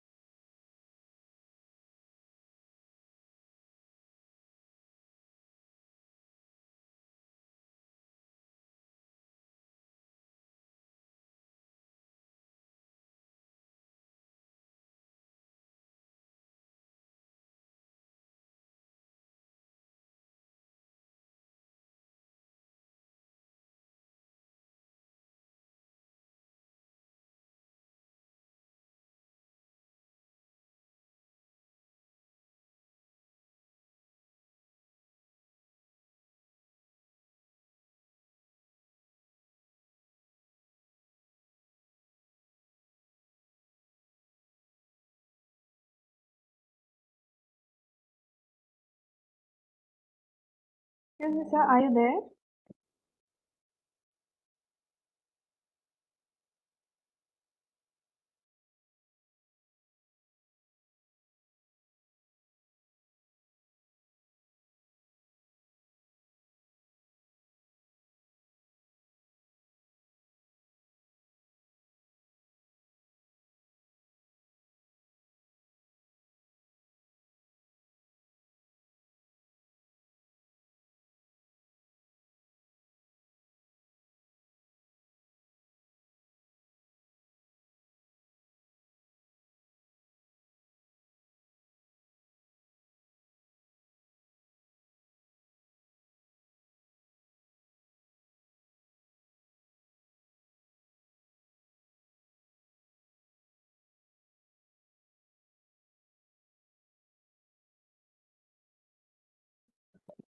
Excuse me, sir.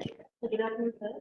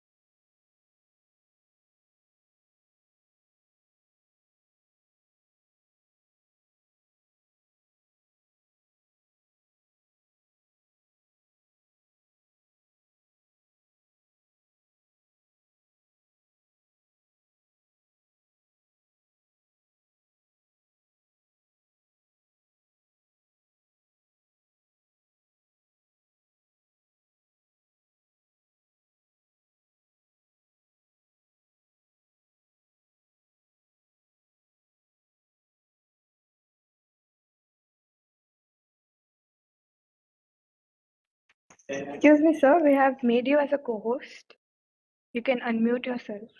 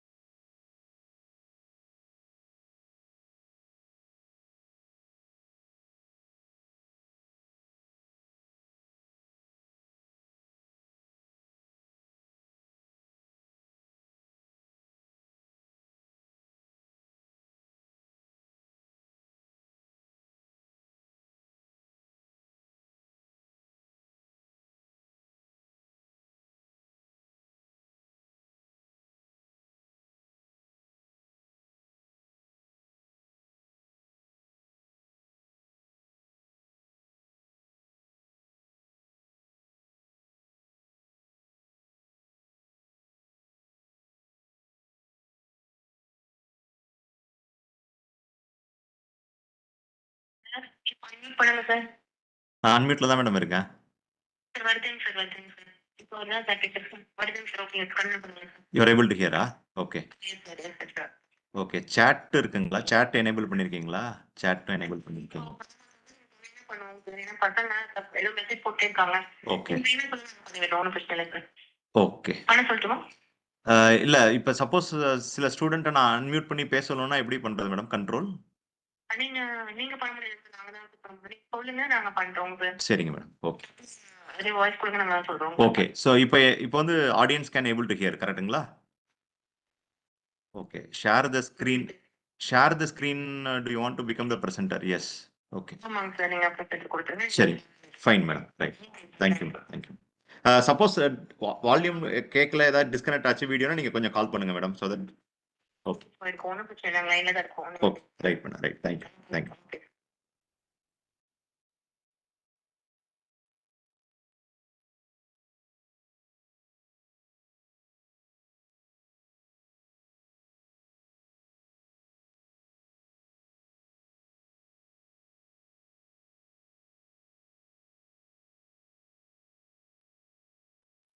Hello, sir.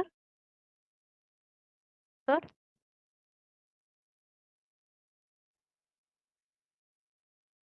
Hello.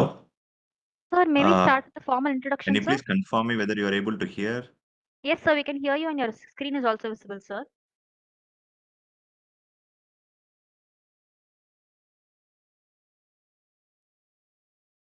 Hello. Sir. Sir, your screen is visible, sir, and we can hear your voice well.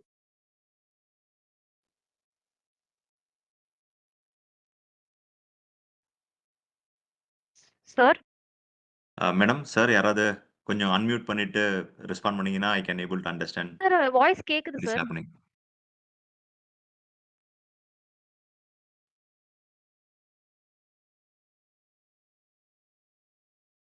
Okay, I'm not able to hear anything.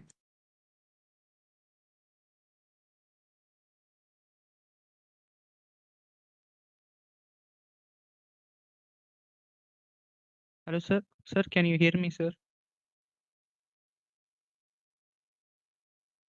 Sir.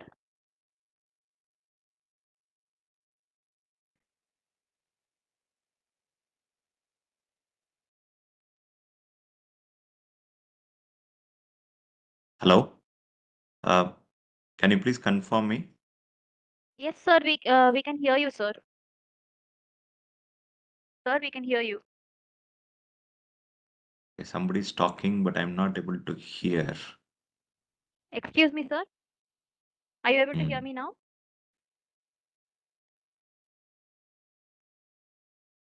சொல்லுங்க madam. Sir, நாங்க பேசுறது உங்களுக்கு கேட்கலன்னு நினைக்கிறேங்க sir. நீங்க ஆமா. Almost இல்லையே.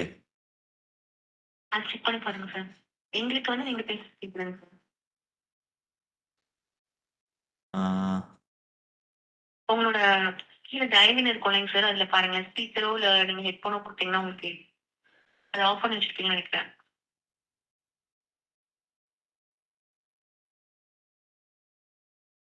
அந்த மீட் விண்டோல பாருங்க சார் கீழே. Input device. அதுல பாருங்க சார், அவுட்புட் டிவைஸ்ல இருக்குள்ள அதை நீங்க மியூட்ல இருக்குங்க சார். ஃபுல்லா பாருங்க, ஆஃப் ஆயிருக்கு பாருங்க. இப்ப உங்களுக்கு கேக்குதாங்க சார்? பேசுமா? Sir, are you able to hear me now? ஃபோன்ல தான் கேக்குதுங்க மேடம் எனக்கு. அவுட்புட் குரோம்ல ஆஃப் பண்ணி வச்சிருக்கீங்கன்னு சொல்லுங்க. ப்ரௌசர்ல ஆஃப் பண்ணி வச்சிருக்கீங்கன்னு நினைக்கிறேன். ப்ரௌசரோட செட்டிங்ல போயிட்டு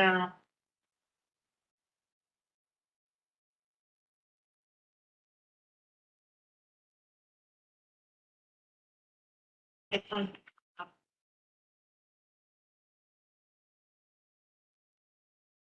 சார், வெப்டெக்ஸ் ஆப்ல கனெக்ட் பண்ணிருக்கீங்க ப்ரௌசராங்க சார்? ஆமா மேம், ப்ரௌசர்ல தான் கனெக்ட் பண்ணிருக்கேன்.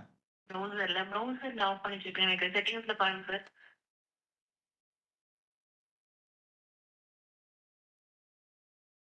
ஓகே. இப்ப மேடம் Sir, இங்க can you யாராவது hear me நீங்க now? Am I பேசுங்க. audible? Okay thanks sir. Okay, நான் பேசுறது மட்டும் தான் கேக்குது. ஆமா. இல்ல ஹெட்போனே நான் கனெக்ட் பண்ணல. குரோம்ல தாங்க சார் அது டவுன்ல இருக்கு. எடுத்து பர்மிஷன் கேட்டு கூட நீங்க ஆஃப் பண்ணிட்டீங்கன்னு நினைக்கிறேன். அவுட்புட் இல்லை பர்மிஷன் எதுவும் கேட்கலீங்களே என்கிட்ட. இல்லையா? இதெல்லாம் இதுதான் குரோம் ஏதோ ஒன்று ஒன்லயே இருக்கு. Input device real tech. Okay, but இதை மூவே பண்ண முடியல என்னால.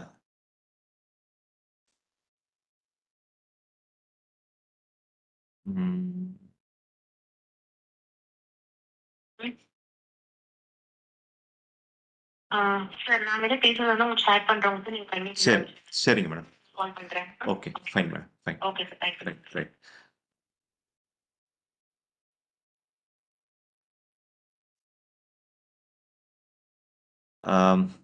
So what I will do,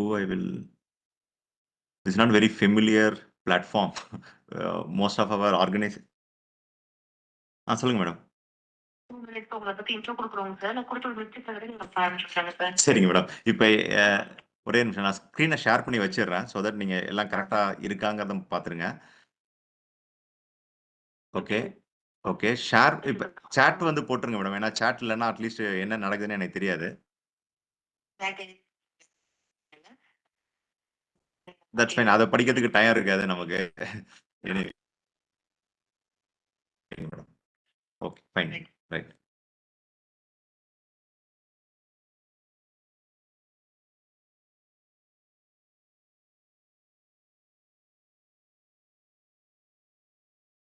Good afternoon, all.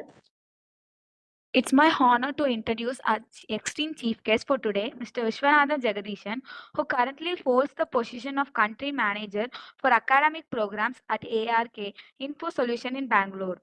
He is renowned for his significant contributions to enhance the quality of engineering and science education. With a mission to introduce students to practical engineering skill, Mr. Vishweshwaran ensures they are well equipped to tackle the 21st century design challenges with industry-ready expertise. With over 20 years of experience in leading educational initiatives across India and Sri Lanka, Mr. Vishweshwaran has made a profound impact. He holds a B.Tech in Electronics and Communication Engineering from Pondicherry University and is actively involved in the Indo-US collaboration for engineering education. His commitment to academic excellence is further demonstrated through his participants in various academic boards and advisory committees, including the ISTE WPLP program. Mr. Jagadishan extensively travels and engagement has seen him deliver keynote talks at over 300 engineering institutions and more than 500 technical lectures on expertise engineering education. His dedication to monitoring students has led to creation the multiple startups, reflecting his strong advocacy for internship. He also leads the Education Vision 2035 initiative in immersive technology for personalized learning. We are privileged to have Mr. Vishwanathan Jagadishan with us today, and we look forward to his inspiring words and insights. Let us welcome Mr. Vishwanathan Jagadishan. Over to you, sir.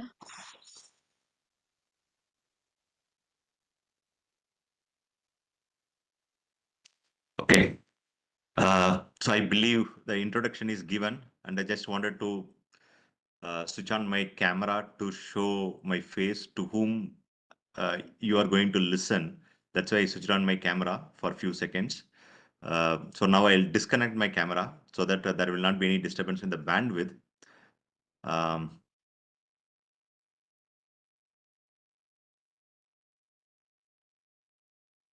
Okay. Unfortunately, there is a issue in my laptop. Only I can able to talk. You can able to hear. But if you respond, unmuting yourself, unfortunately, I don't have a opportunity to listen from you. But anyway, it's a good for me. No disturbance, no interactions. It's a one-way communication.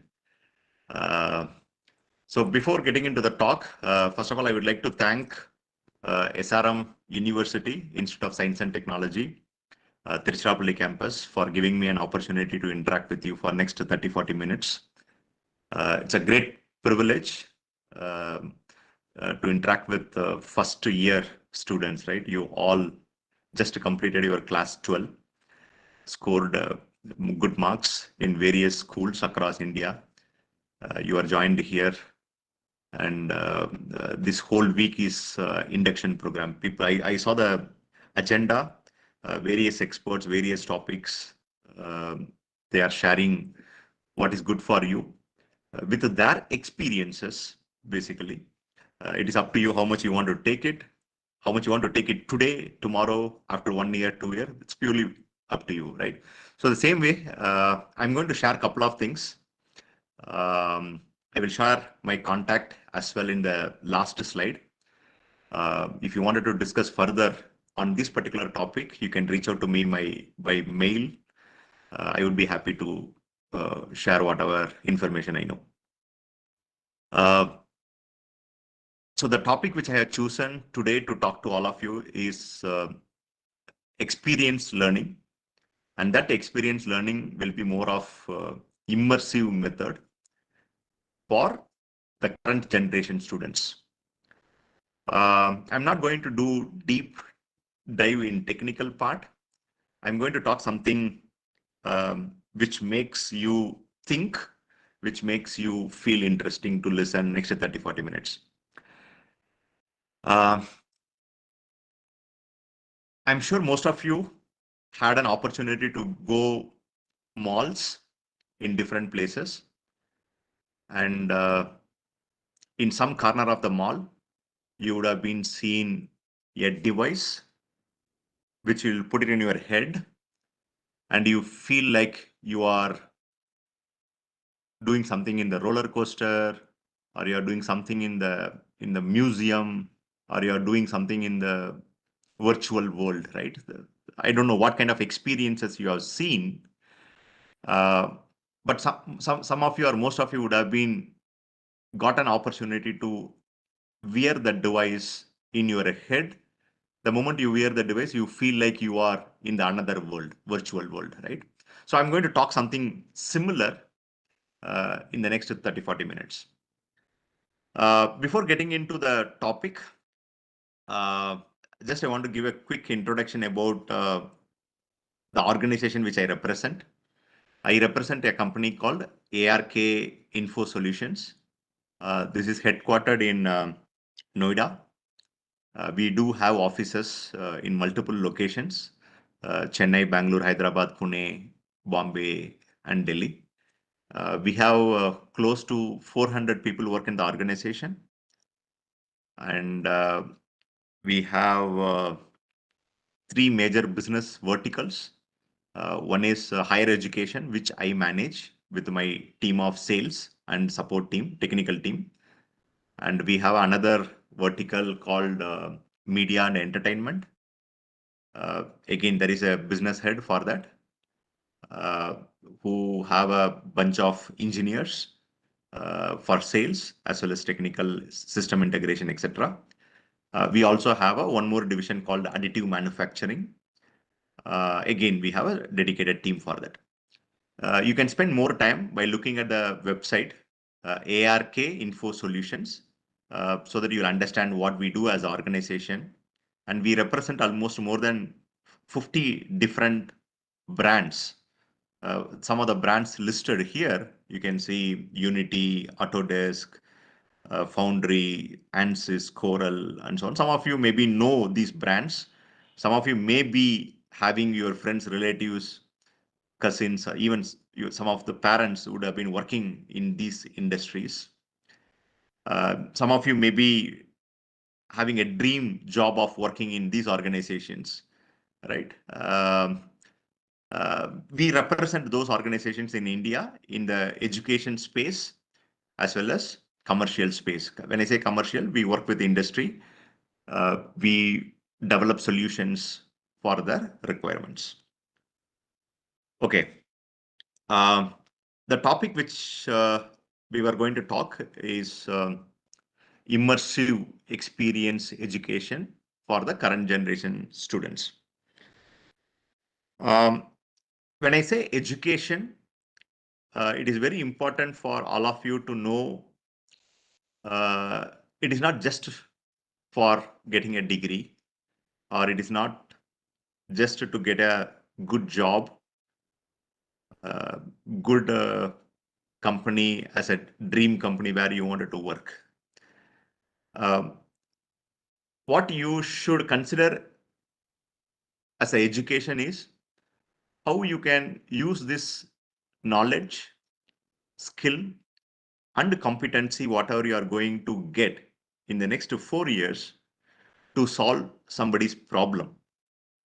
Unless otherwise, whatever the education which you are getting, if that is not going to solve somebody's problem, either directly or indirectly, the purpose will not be achieved. You maybe feel like, I did a 4-year degree program, engineering. I got a 9 CGPA. I got a job in so and so company. I could able to get a good salary. I could able to buy home. I could able to buy whatever I'm willing to, interested to, wish to buy. Get married, settle. This will happen whether you like it or not. All will happen. But in every process of your achievement, if you can understand, hey, I'm doing all these things and it is directly or indirectly solving some problem. And that is what I want you to start thinking currently. The activities, whatever you will be doing from today, next to 4 years, link those activity with a purpose. The result is getting a degree. The result is getting a job. The result is getting into a dream company. But in order to get that result, the result anyway, it will happen or it will not happen.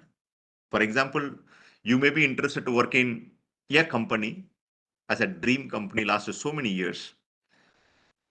You will put all your efforts, or you will do set of activities so that you will be able to get that end result.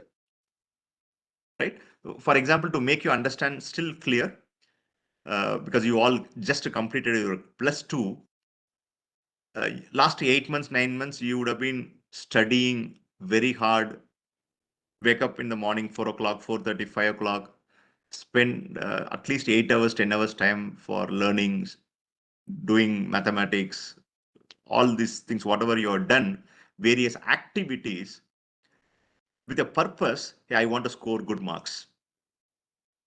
I wanted to complete the syllabus content of physics, chemistry, mathematics, biology. I wanted to join in a good university, good course. I wanted to get it right. Some of you maybe achieved what you wanted to get as a favorite college, favorite course.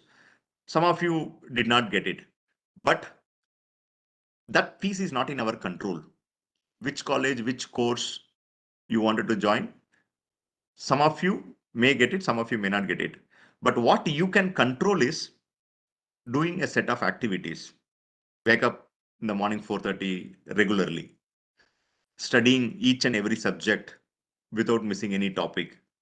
That is in your control, right?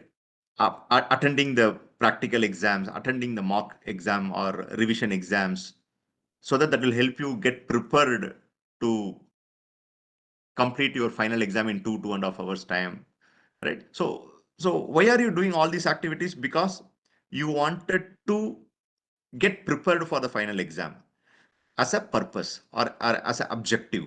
And why do you want to have this objective? Because I wanted to get a good college, good course, good location, right? So in the process of result, in the process of objective or purpose, in the process of activities, you and me can control only the bottom two. You can control activities. It is in my control whether I should wake up at 4 o'clock or whether I should wake up at 7 o'clock. Whether I should study only the important topics or whether I should study only 5 topics. These are all activities linked with a purpose or objective in my control.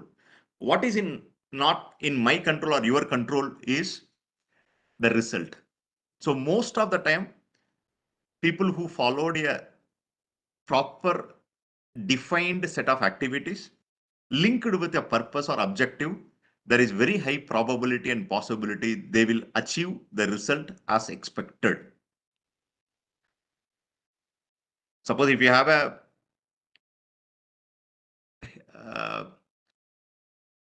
weight of 80 kg, 90 kg, and you wanted to reduce in the next 6 months time, the result is reducing from 90 kg to 70 kg, which you don't have in control.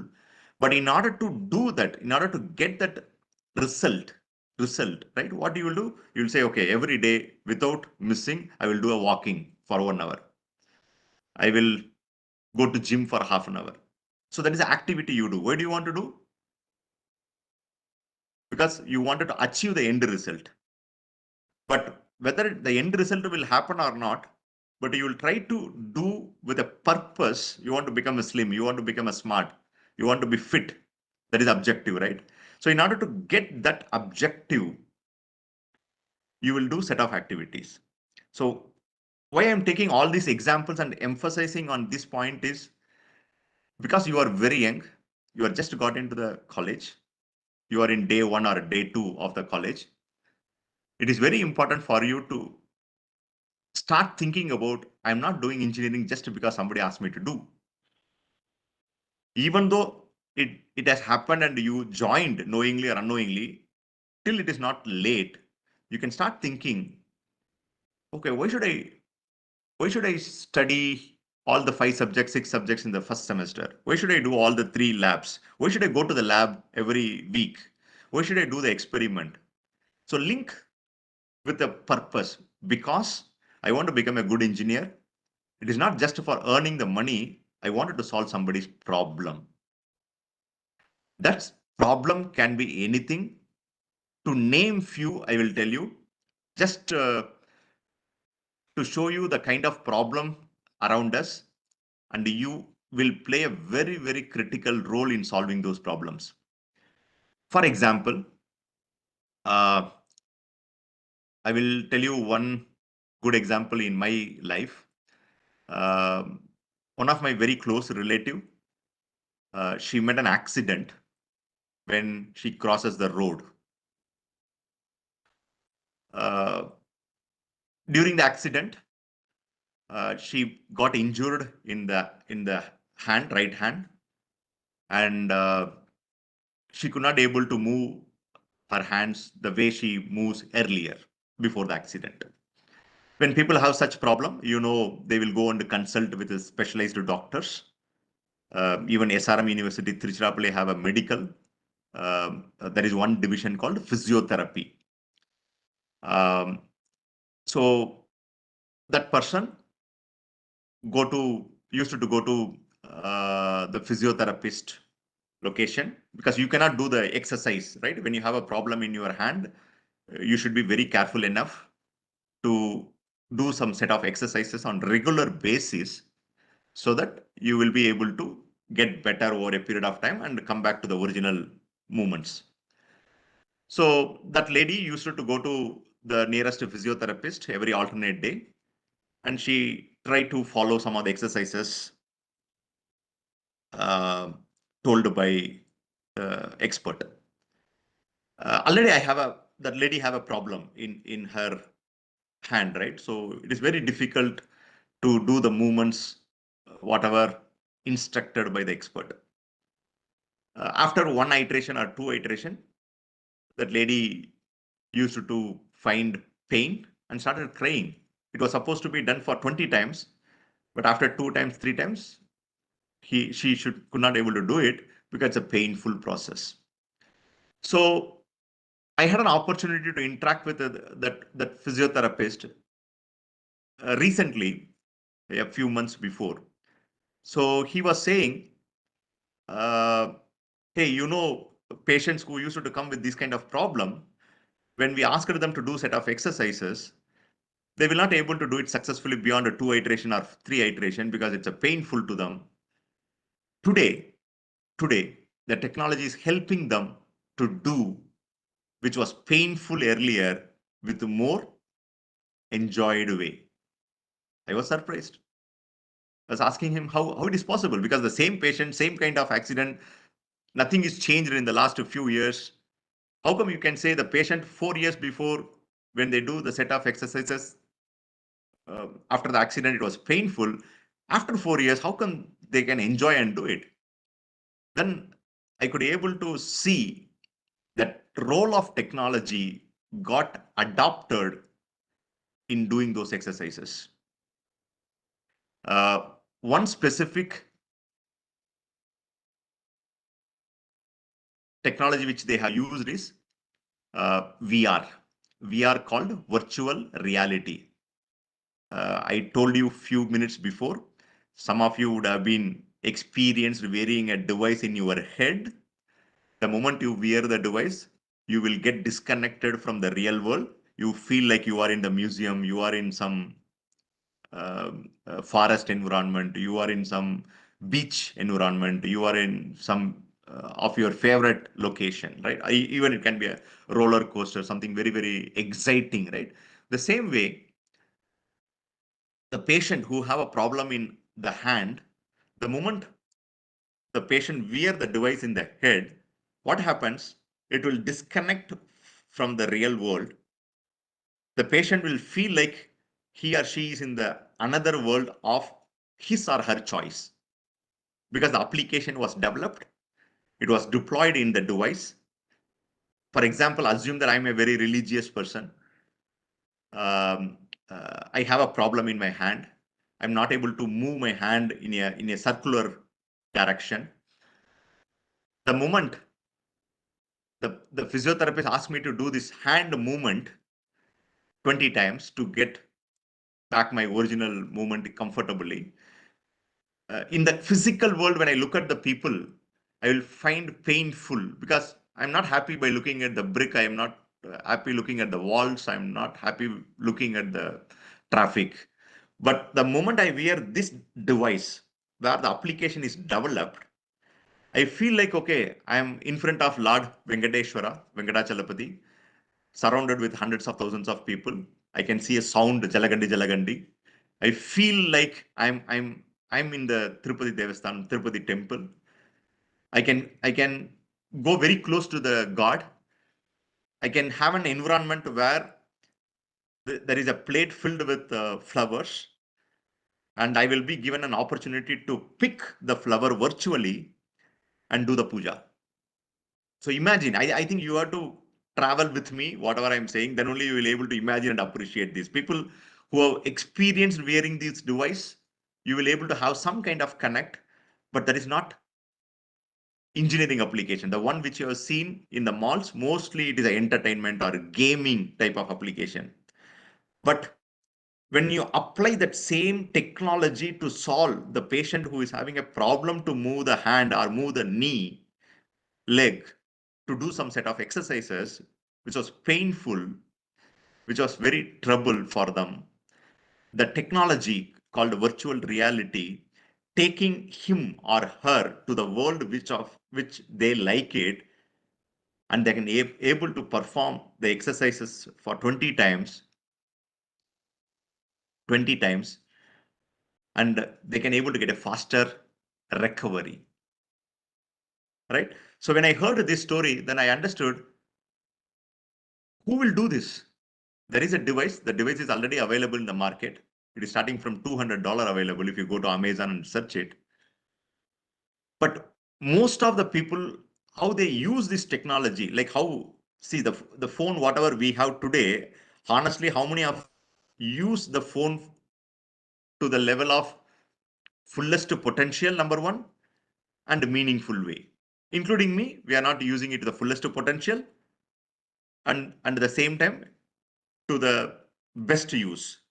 The same way, the device, we are talking about virtual reality device, Oculus, Meta, Quest 2, Quest 3, whatever name. People majorly use, or significant percent of people are using it for entertainment, gaming, uh, uh, movies, 3D movies, etc., etc.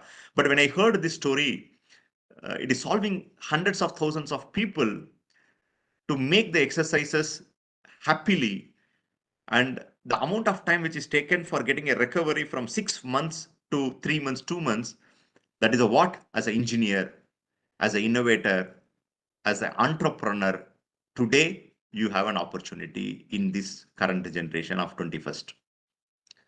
So you all are lucky enough. There are a lot of refinement happened in the education system.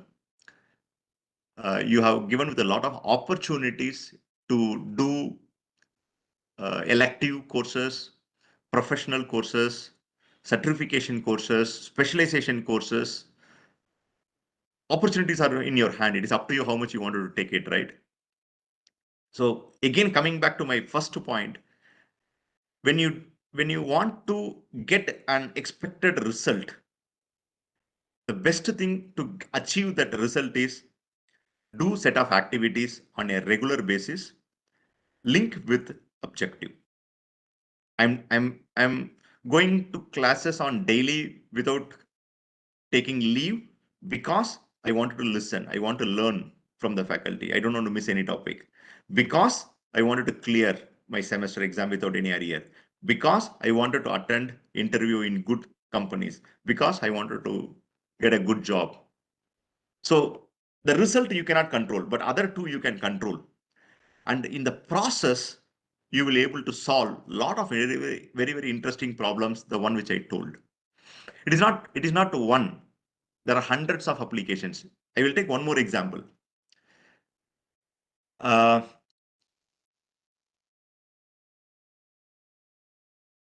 Healthcare, medical is a very big domain where still the technology intervention is not fully incorporated. Today, I wanted to train somebody in how to do injection. Like you are a first year engineering student. Similarly, there are first year medical students, right? So they have to learn some of the skills, how to do injection, how to do first aids, how to do set of procedures when somebody have a injury or health issue, right? It is very difficult to provide a training on the field, number one. Secondly, you cannot teach everything with real scenario. So today, the technology like VR, what I was talking, virtual reality, can be used to the closest reality so that your brain can believe that you are in that environment, you are having a patient who have an emergency scenario, who have a heart attack, and what kind of first aid you will do, you can able to do it and you can learn it. This is also called experiential learning or hands-on learning, right? So everybody will not able to get an opportunity to learn by doing, but the simulators along with the software and the hardware will help you to do such learning very interesting and immersive. See, the reason I mentioned immersive in the title is because nobody will get attention beyond 7 to 10 minutes. It is very difficult to get your attention beyond 7 to 10 minutes. I'm sure now also most of you doing multiple things because my daughter, she will listen the classes 2x speed, the video recordings. I wanted to use 1x and I will put pause in multiple times in a 10 minutes video. But today's generation, you know, right? So they will do it in 2x, 3x fast. And when they're hearing, they will do something else, right? So that is a smartness you guys have, luckily. Blessed to get those kind of skills and intelligence. Now, how do you want to leverage that to solve somebody's problem, right? Whether it is a healthcare problem, whether it is a problem in medical, whether it is a problem in day-to-day life, whether it is a problem in industries like automotive or mechanical, mechatronics, or whether it is a problem in a sports, right? The sports technology is booming very heavily in India. You will be surprised to see there are many universities and institutions going to start sports as a specialization program. Like how you have a computer science engineering with the cyber security or AI as a specialization program today, wait for 1 or 2 more years. There are many universities and institutions going to introduce. You do any engineering 4 year or 3 year, you can also consider sports as the another five subjects, 15 credit course, so that you'll get a specialization in that, right? So opportunities are with us, technologies are with us. If we can able to use this technology appropriately to solve problems, you will enjoy what you are doing in the next 4 years. Okay. The slide which you are seeing in the screen, that tells the revolution happened in the industry last 200, 300 years. In the very early days, people do only with mechanical, manual, coal steam engine type of industry. After 100 years of time, electricity invented and people started using electric based activities for industrial applications. In the last 100 years or 70 years, people started using computers, laptop, tablet, mobile phones, mainframe, right? So all these things, PLC, you may be hearing all these terms over a period of time. Automation is basically the point to do the same thing which was happening last 100 years, 200 years. People started doing more smartly, right? So more with the technology. And today, as I mentioned, it is not going to be a one specific technology. It's a very good example in the SRM University itself. You have plenty of opportunities and options to learn what you wanted to learn. You should not feel bad. I was planning to do computer science engineering. I did not get computer science engineering. Those days are gone. To be very frank, those days are gone. So today you can do a computer science engineering or electronics engineering, and you can learn the computer interested subjects. For example, I joined EC. That is possible today because those subjects, topics are available for you to learn. Again, you may be thinking that I want to do engineering, I want to learn AI from the best professor in UT Austin, but unfortunately I could not able to do. Don't worry, today sitting in SRM University, you have an opportunity where you can attend, you can learn, listen from a professor who is teaching AI from UT Austin. So such environments are possible, achievable today. And how this feature will proceed forward, right? All these terms you might have been heard, most of them. Drones, I'm sure people started heavily using, not only taking photos, videos in the marriage halls, marriage functions. People started using drones for delivery of goods. You might have been seen in the recent past, transportation of human organs from one place to another place takes 10 hours, 12 hours. Today, drones can do it for you in a shortest time. Even the Uber, Ola, Zomato, the other food services, medical services which you are getting from point A to point B, there are pilot already happening where people started using drones. Hyperloop is another concept. I'm sure you might have been heard. If you don't heard, don't worry. That is a future of transportation. Already people are doing pilot. Whatever I'm saying, please remember, I'm not telling what is happening in US, UK, Canada, German. I'm telling you what is happening in India, in Chennai. Even some extent it is happening in Trichy itself, right? So you all are blessed again to work on these emerging technologies. Okay. The next generation, when you get graduated after 3 years, 4 years down the line, what would be the future? Whether the AI will be there or not there, whether the drones will be there or something else will. Cyber security will be there or something else will come. What I can guarantee you is the advancement of all this technology will come. Whatever we are doing it in a very, very preliminary level today, all these things will become more powerful, more efficient. That is the number one. This will not become obsolete, surely. Second thing, what I can say, the industry 5.0 will come. Because industry 4, the previous slide we were talking about 4, industry 4, how the technology evolved from 1, 2, 3, 4, right? So when you get graduate after 4 years, whether you like it or not, industry 5 will come. I can give you an idea how the industry 5 look like. Industry 5 will look like a parallel universe. Parallel universe. People also call that is metaverse.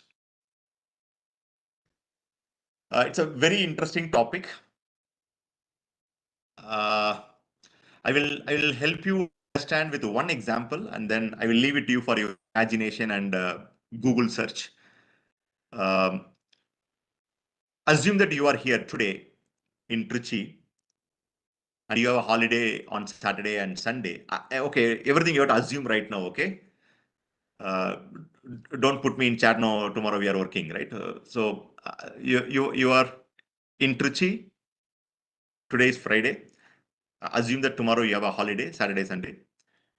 Your close friend is in Germany, and he's also having holiday on Saturday, Sunday. So both of you decided, hey, why don't we go to Taj Mahal on Sunday morning, 9 o'clock? Let us spend some 1.5 to 2 hours time. Do some shopping, chatting, visiting, and then 11 o'clock you go back to Germany. I will come back to Trichy. That is not imagination, that is possible today. With the technology of immersive VR technology or mixed reality technology or AR technology, it will help you to travel virtually from one world to the another world, one person to another person, and even that place which you wanted to experience, that also can be created virtual. So when I say virtual, your brain will believe to the level it is real. Your brain will not believe anything easily, right? So to cheat your brain, the entire technology will work. And what are those technology? Internet, cloud, the 3D experience, big data. So whatever you are seeing, right? Analytics, data analytics, AI, everything will work hand in hand in such a way that whatever you try to do it in the real world, when you do it in the real world, when your brain believe the same thing, you will able to achieve using a virtual reality technology or immersive technology. Spend some time in Google. Metaverse. What is the future for metaverse? When the metaverse will be ready? It is exactly 2030. People are estimating it will be going to dominate the entire world with various industries, education, automotive, manufacturing, everywhere it is going to dominate. And today, people are started implementing metaverse in a smaller space. See, you can also take an example to see the transition, how it has happened. See, before COVID, when you are doing your class 8, 9, 10th, every day you'll go to school. You will listen from your teacher. During the COVID, you're getting the same education, or even sometimes better education, because you are not wasting your time in transportation, travel. Better education or similar education, connecting each other through a laptop, tablet with a powerful Wi-Fi wired internet. When that is possible few years before, and we agree that that was happened, and it is happening now also, right? 1,000, 2,000 students are listening the session now, right? So now you all are sitting in your respective place. Some of you sitting in the college, some of you sitting in your home, some of you sitting in the cafeteria, different location, right? The metaverse, what it will tell you is the similar link will be given to you after 4 years, 5 years, along with a device where you wear the device, you will travel virtually to SRM University conference room or seminar hall. I will be in my home. I will do a similar talk, but I will not do it in a 2D screen interaction. I will wear the device. I will virtually travel to SRM University seminar hall or conference room. So we all will come virtually. Now the question is again, is the SRM University seminar hall is real or virtual? That also can be a virtual. Assume that you have gone to SRM University seminar hall or classroom multiple times. You have an idea. Okay, this is my classroom. This is the way it looks. This many number of lights, fans. This is a stage. This is the whiteboard, smart class, smart TV. This many of windows. You have a perceived view, right? This is the way the classroom look like. So the moment you wear the device, you will virtually come to a classroom, and the classroom itself virtual because it is recreated using a software and a hardware. And that space is the what very good innovation and inventions are happening. There are thousands of engineers needed to build the entire universe, parallel universe. So you have filled with a lot of opportunities. Again, metaverse will be powerful if we have enough number of engineers able to work in other domains of technology. Metaverse will not be successful unless otherwise AI is evolved or IoT is evolved or 5G communication is evolved to 6G or 7G beyond, right? So these are all the supporting elements. So whether you are doing computer science or electrical engineering or electronics or mechanical, whatever the discipline you do, if you also start thinking, I'm going to solve some specific engineering application or problem, and the future of solving that problem will get connected to the metaverse space. There are common terms people will use, something called AR, which is called augmented reality. The other one is called VR, virtual reality. The other one is called MR, mixed reality. So over a period of time, you will understand what is this AR, VR, MR, where it will be useful, why it is useful, which scenario it will be useful, etc. But of AR, VR, MR, all put together called XR, extended reality. It will help you to achieve what you want in a better way, closest to the reality, in an immersive way, using appropriate software and hardware. So today, we all have a phone. Phone is getting more power because there are hundreds of thousands of apps are available. The same way, the device, AR device or VR device or MR device available in the market already, nothing new. It is already available.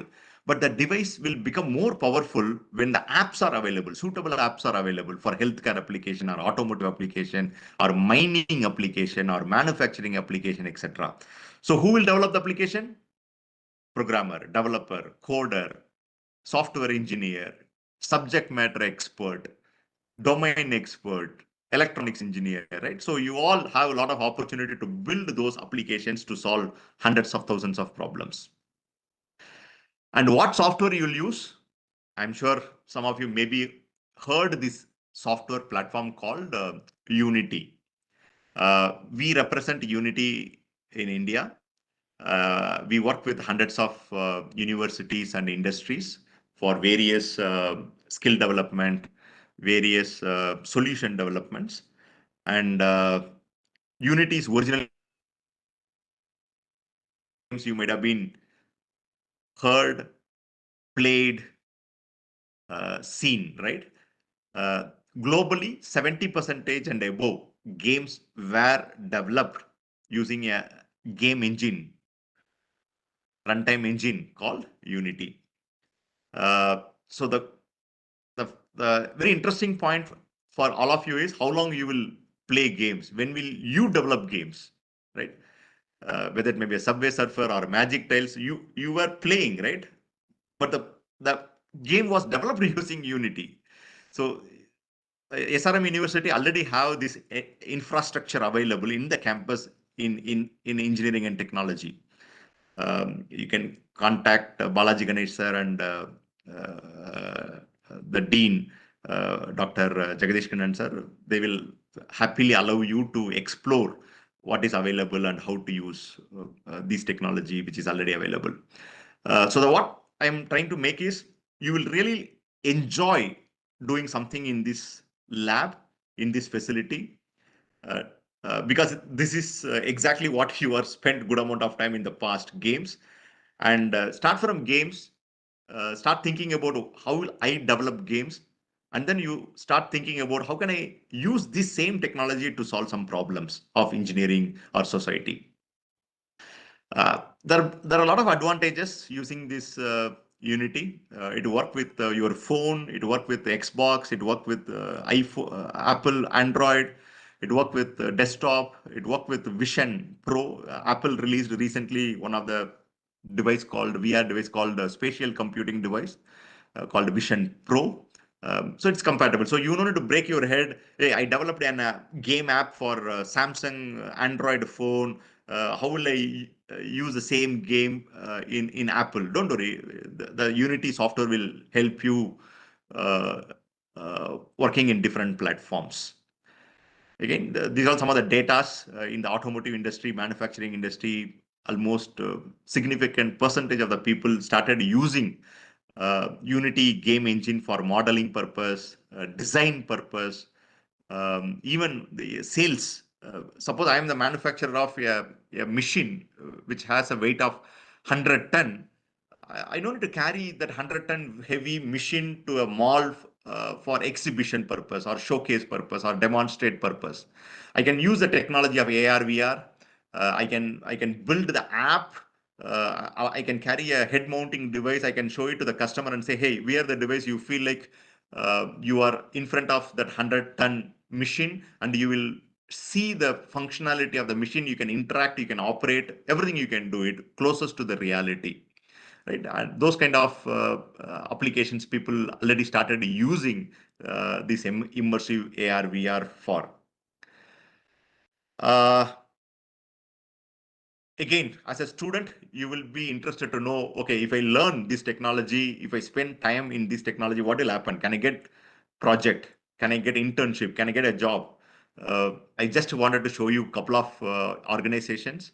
The number is very big, more than 5,000 industries today use in various domains like transportation, game, automotive, etc. I'll skip some of this.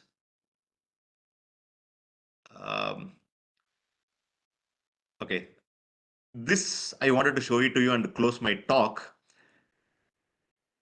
If you think you are too early to learn this technology, you are wrong, because the food supplier, Zomato, they are thinking about introducing a technology-based sales process. See, today, when you wanted to order something, what you're doing, you will open your phone app and then you will say, I want to order this item. You will not get a proper understanding until otherwise you taste that item or you have seen that item once it get delivered. Today, Zomato is thinking, hey, if I give you how this item looks appearance wise, and if I can tempt my customer to order more using a technology like AR, 3D experience, it's good for both of us. Customer also know what you are buying, and vendor also will be happy. I'm giving something what you wanted to buy, you wanted to taste, right? So starting from your day-to-day life, everywhere you can see adoption of this technology happening last so many years. I will stop here, close to 2:30. I'll stop here, and this is my contact number and email ID. Feel free to reach out to me for any detail required further on this topic. The objective of this 40 minutes time, which you have spent, which I have spent, is very simple. There are a lot of things you can do it in education in the next 4 years. Just remember, whatever you are doing on daily basis, link those activities with a purpose, with the objective. Leave the outcome, because outcome you cannot control, but you can control the list of activities which you do on daily basis with a purpose. And you believe this, whatever you expect as outcome or a result, automatically it will come and you will be happy in achieving that. So with this, thank you so much for your time, patience, opportunity to interact with all of you. I love to come down to the university sometime in the future, and probably I will try to meet who are available in the Center of Excellence available in SRM University ARVR. So thank you once again. I'm sure again I will not able to hear the feedback from participants or the coordinator. Let me see if I can see some of the chat. If there is a question, I can try to answer. This platform actually we are not very familiar in using. We use Google Meet or Zoom or Microsoft Teams. So I don't know where is the search button, chat button, panels.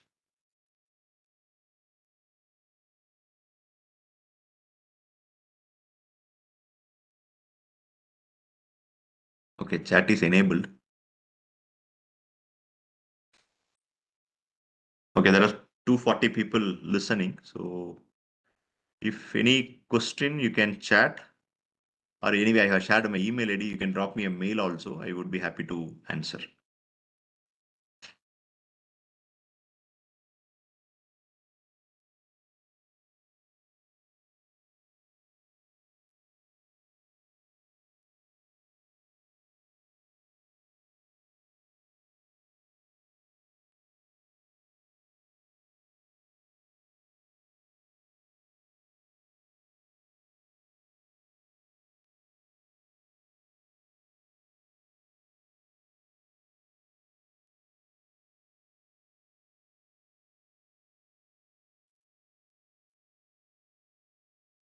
Thank you for your wonderful speech, sir.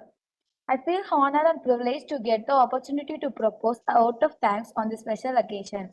First of all, I would like to thank our chief guest, Mr. Jagadishan, for readily accepting our invitation and gracing the occasion with his presence. I'm sure your input would have motivated the students to start working towards their goal. Thank you, sir. I take this opportunity to thank our management and faculty for the constant support and guidance they provide to the students. On behalf of our institution, I extend my warm gratitude to everyone. Thank you all.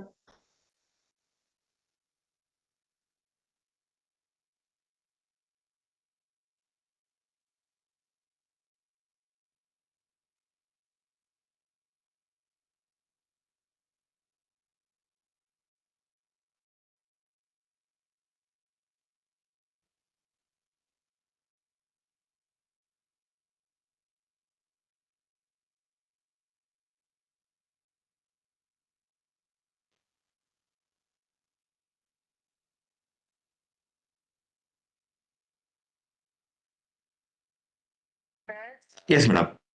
Thank you for the talk.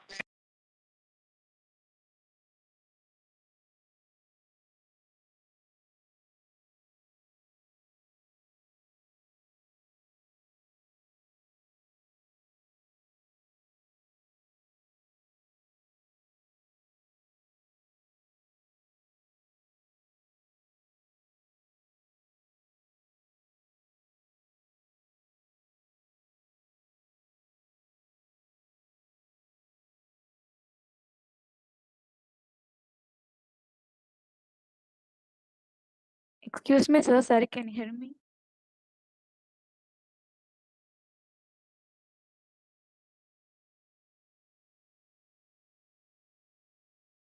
Anbarathanavel, sir. Sir, can you hear me, sir? Yes, I can, Ramya. Yes, sir. Yes, sir. Sir, we will move with the formal introduction, sir. Sure. Please go Thank ahead. you, sir. Thank you, sir. It is an honor to introduce our esteemed guest, Dr. Anbu Rathnavil, who currently makes significant contribution in Chief Design Officer and Head of the 8012 Fine Tech Design Center at Intellect Design Arena and Head of Co-founder of the School of Design Thinking. He earned his Bachelor of Engineering in Mechanical Engineering from the College of Engineering, Anna University, Chennai in 1988. He then pursued a Master of Science in Manufacturing at Ohio University, Athens, OHUSA, graduating in 1919. Continuing his education at Ohio University, he completed a PhD in Artificial Intelligence Integrated in 1994.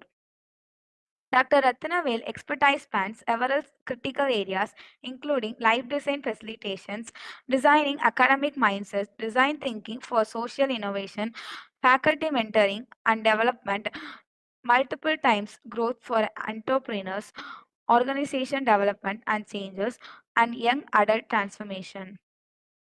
He has held several significant roles in the industry, such as Senior Vice President and Dean at the Finance Academy of Standard Chartered Bank, Senior Vice President and Dean at Nalanda Corporate University, Polarized FinTech, Director of E-Commerce Center at CPDE, Anna University, Chennai, and Project Manager at Concurrent Technologies Corporations, U.S. Navy undertaking in Johnston, PA, USA. His vast experience and deep expertise in design thinking, academic mindset development, and entrepreneurial growth make him a pivotal figure in both the academic and corporate sectors. We are privileged to have him with us today. Please join me in welcoming Dr. Anwar Rathnavale, sir. Sir, we welcome you, sir. Over to you, sir. Hey, thank you. Thank you, Ramya. Hey, good afternoon, everyone. A pleasure to be connecting with all of you today as you start your journey at SRM Trichy campus. Right. I was listening to what Vishweshwaran was sharing with you all, right? A very interesting topic and a very important one as well, right? I'm sure you guys didn't have too many questions for him, but he did plant some thoughts in terms of how do you understand requirements, how do you be creative and all that, right? And I think that's where this topic comes in perfectly well, folks, right? All right, so as we get started, first of all, congratulations for getting admission into one of the premier institutes in the country. My association with SRM IST has been for several years, right? Where I am started with being a visiting faculty. Now I'm also a professor of practice at SRM. Right, so I do get the opportunity to not only interact with students like you, but also with the faculties. Right, one of those unique opportunities which I feel very privileged because we can get here the best of both. Okay, what I thought I will take you through in the next hour or so, folks. Then I'm really hoping to have some questions from you all. I mean, maybe Ramya or somebody could moderate it, so we can see how easily you can take some of these concepts and implement it, right? So I'm going to take you through what we have seen it to be a very successful approach in the name of design thinking, right? I'm sure some of you would have heard from your schools or otherwise as well.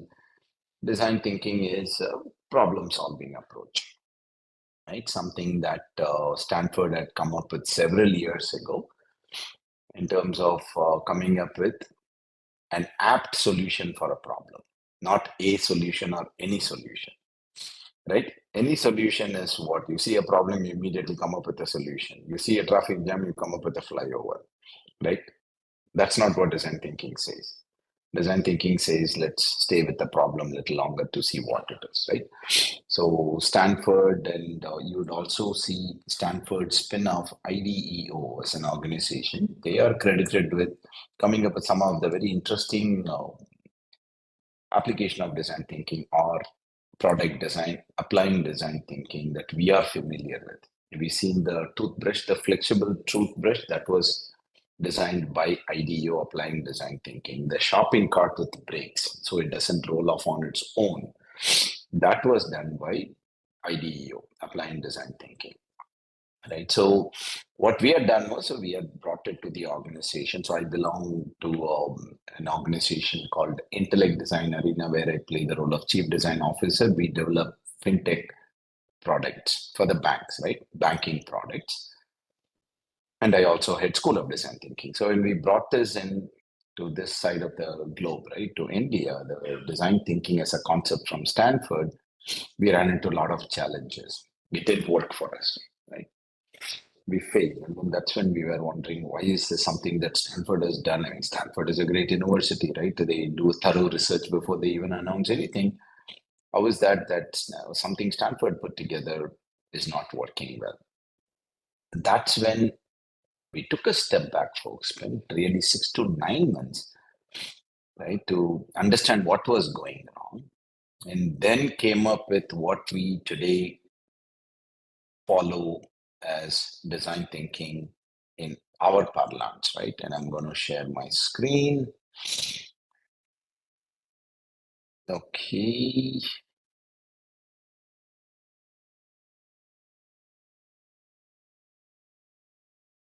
All right, hold on. All right, there we go. Okay. So we came up with what's called design the thinking. So it's not a typo. Okay, first of all, we came up with what's called design the thinking. It is about, a simple thing of how do we help people to see a problem a little differently, right? This is where it connects back to what Mr. Vishweshwaran was sharing with you, right? When customers come and tell you, this is what I want in the software, how do you take a step back and look at it a little differently? Okay, therefore the innovation, the creativity, all of that, folks, can be looked at differently, right? From childhood, we all are creative. It is just that over a period of time, right? I mean, if you don't believe me, you can recall the times your parents would have yelled at you for scribbling something in the wall or in the paper or in the table or on the floor, right? We all are creative in our own ways. It is just that over a period of time, our minds have got conditioned either by the environment or by the fear, oh my God, what will somebody say, right? And that is where we stepped out to see how we can break it, right? Here, would you call this creative or innovative? Right? Okay. So this is an example of creativity. Somebody was creative to come up with this. So the beauty of creativity is it's great, but by in itself, it is not going to create an impact. What will you do with the wheel by in itself, right? Not much. I mean, you can play around with it. Unless we put that creativity into use, right? In this case, we are seeing the bullock cart, right? So it is about just not being creative. It is about innovating using whatever you are creative with, right? So for folks who are going to go on, whatever you choose to do in the next 4 years, after 4 years, be it or in between, be it a startup or something, please keep this in mind. What I do with my creativity so I can create and making an impact in the lives of people or my customers in this case, right? And then comes the design and other aspects, folks. Yeah. I think the chat box is deactivated. Otherwise, I would have loved to hear from you really what are some examples of good and bad design. We all see examples of good design around us. We all see examples of bad design as well. Sometimes you'll be trying to do something not working. Like, yeah, what a bad thing, what a bad design. Okay. So it's okay. I think the chat is turned on. If any of you want to hop in and give me any example that comes to your mind of good or bad design, folks.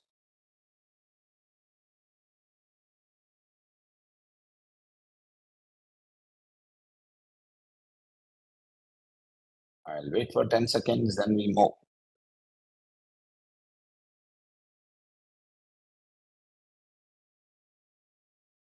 Okay. All right. So let me give my version then. See this? This is an example of a great design, right? Remember, I told you how we all have creativity in us and we all are intuitively good at designing, right? It's just that design thinking kind of formalizes this whole thing, right? We all are intuitively good at designing things. This Kodam, as they call it in Tamil, right, is what centuries old, folks, centuries old design. See how it has been beautifully designed by somebody.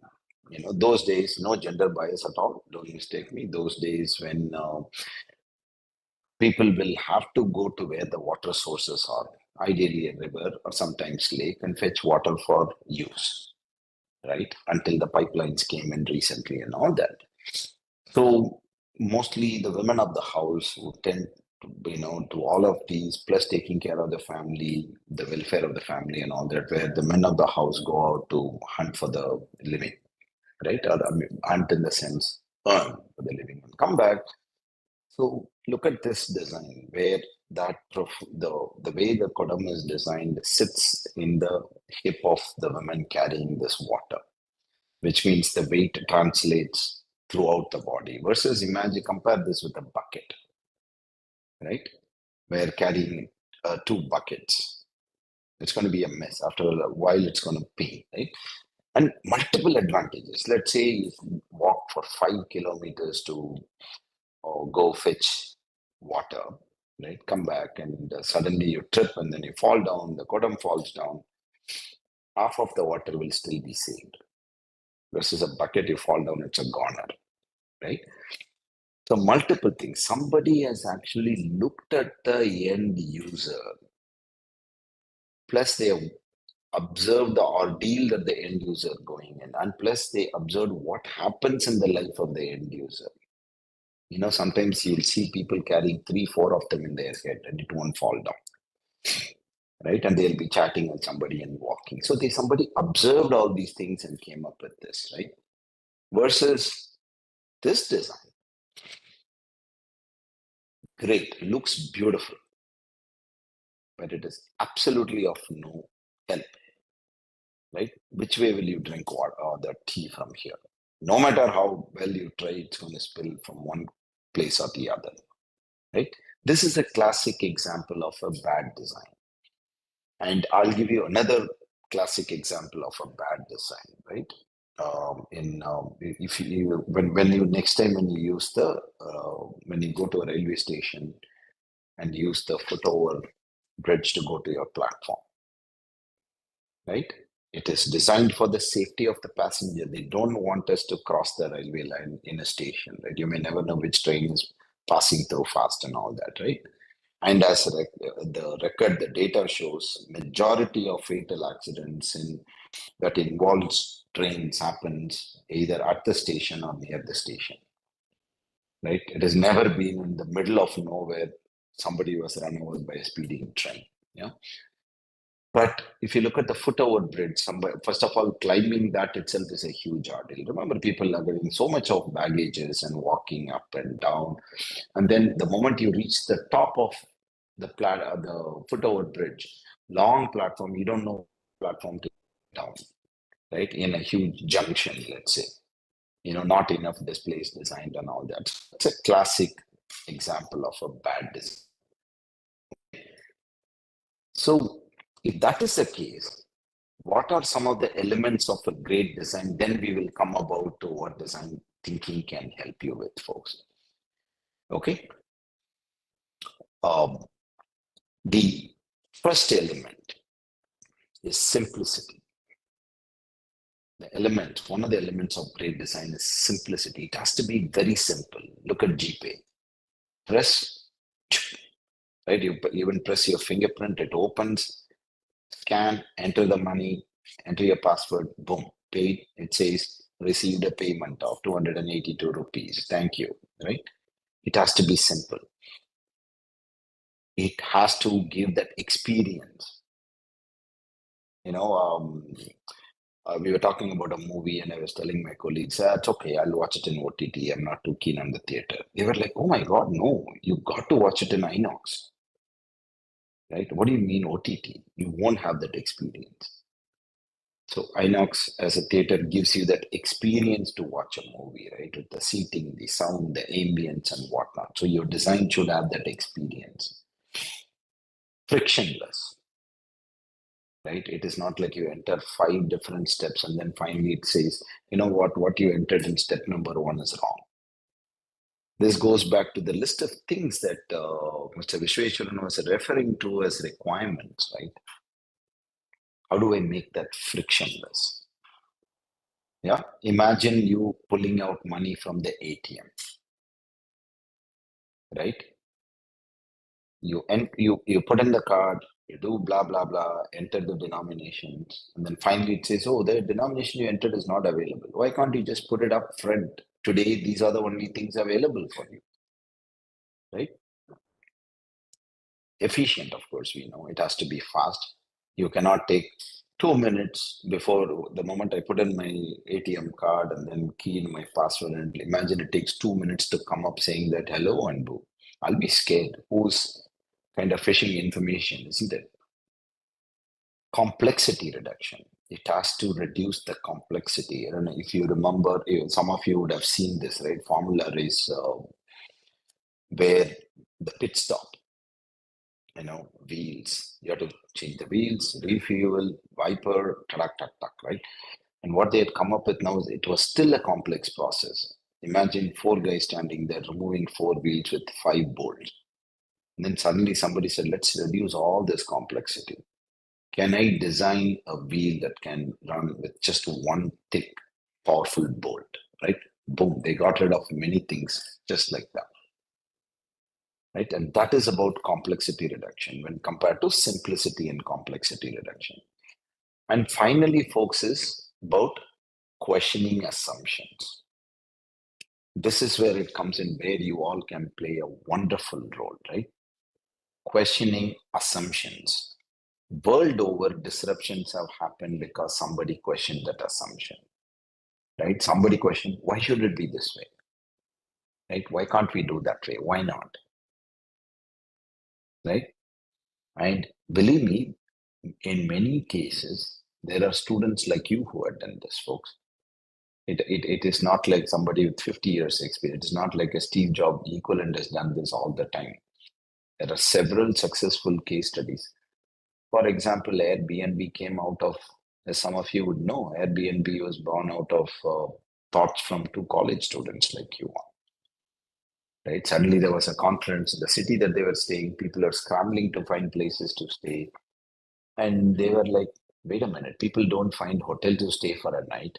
I have a room and I have an airbed, right, that I can inflate and give them to sleep. And I can give them a cup of milk, cereal, and bread toast. I charge them for it, right? So that is how airbed and breakfast started. That's what Airbnb is, right? Airbed and breakfast. The whole idea came out. They said, you know what? I have an empty space. Why should it be empty? And why should people be looking for space to stay when I have an empty room that I can offer? And no looking back today, many good hotels have surrendered their property to, or not surrendered, signed up with Airbnb. As you know, Airbnb doesn't own any assets, right? And here are some examples. And remember, folks, over a period of time, our minds are being conditioned not to ask any questions and blindly follow. And questions mean we're asking the right questions, not any questions, right? When your faculty is teaching something, when your professor is sharing something, prepare your mind to ask that right question, not just any random question because you have to be noticed, right? That's not what we are talking about here, yeah? This is a menu, right? I know we are talking right after lunch, isn't it? So if it's 1:30 is your lunch, it's about 1.5 hours after your lunch, yeah? So a group of students in the US questioned this assumption of why should restaurant always have a fixed menu? You go to a restaurant, it has fixed menu, right? Either it is up on the wall or it's in the printed booklet. They said, why? Why can't the customer just come in and eat whatever they want, order whatever they want? What all we will do is we'll tell them what ingredients we have for the day. Today I have capsicum, cauliflower, potato, and carrot. Whatever you want. Somebody can say, get me potato fry. Somebody will say, get me dum aloo biryani. And somebody will say, just me potato curry. Or give me a stuffed capsicum. I'm ready to do it. Right? Why should we stick to the menu? Right? And some of you who may know about CCD, Cafe Coffee Day, right? The founder, he asked that question. When people are actually drinking coffee to be relaxing, why are the restaurants in a hurry to push them away? Remember, if you recall, we are in a restaurant and then you finish eating, you order a cup of coffee, the server will come and stand next to you. Sir, anything else? Madam, anything else you want? Can you bring the bill? Can you bill the bill? Because they want to get rid of you from the table so someone else can come and sit. That's exactly the thing that he questioned and he disrupted. right? Unfortunately, it didn't succeed of late due to various reasons, folks. But he said, come sit and have a chat. Don't worry about the time. Of course, I'm going to charge you higher for the coffee, right? You have to compensate somewhere, no charity given. But he came up with this thing of a lot can happen over a cup of coffee, right? And this particular one changed the way we shop today. Almost a century ago, probably what, 80 years, not a century ago. Ford Motors or GM, one of them asked this question: what if middle class family cannot afford to pay the entire cost of the car upfront and walk away with the car? Right? Why can't they pay in installment? Why can't they pay a token advance and walk away with the car? And there was born the famous EMI that we all benefit from, right? And iTunes, which literally killed Sony as a business, saying that why can't my users come and pick and choose whichever song they want to hear in whatever order they want to hear? For those of you who have been used to CDs or would have used CDs in the past, you will know what it is, right? They decide the sequence of songs, not you. And here is a favorite one, folks. This you can recall. Test matches used to be, years ago, test matches used to be so boring because the first 20 overs, what all the batsmen will do is keep defending. You know why? Because they have to take the shine out of the ball, right? It is too risky, so they keep defending. So that's why in some of the test matches, you will see 15 overs, India is like 32 for no loss. And this gentleman came in, Shevag, and he said, this is crazy. Why should it be that way? Why can't I hit the ball and get the shine out of the ball? This is the only way. So that's a key thing. Is this the only way to do it? Or are there other ways to approach a certain thing? That's where design thinking comes in, right? He says, you want the ball to lose shine, right? I will hit it blindly everywhere. And that's it. He suddenly brought in this Josh to this entire test match. Otherwise, earlier years test match, he used to be, fifth day, the India would be still playing the first innings or just starting the second innings, right? And obviously a draw. Yeah. Then Arvind Aikya, obviously, started closer to where you folks were, down south of Madurai. This doctor started with the purpose of eradicating curable blindness, the cataract, right? Problems with elders, especially the rural population, right? So when he went around, he provided them for free. He sent buses to vans to bring them from the village. People still were not taking it. They said, no, we can't come. Then, he was curious. Then he started going and observing and talking to them and understanding their feelings. So that's the other part of being a design thinker. How do I understand the feelings of my users? When he did that, then he realized people were saying, yeah, you are providing this for free, sir. But what happens is one whole day of my earning is lost. I can't put the food on the table at the end of the day, right? I'm a farmer. I have to go to the field and earn for the day.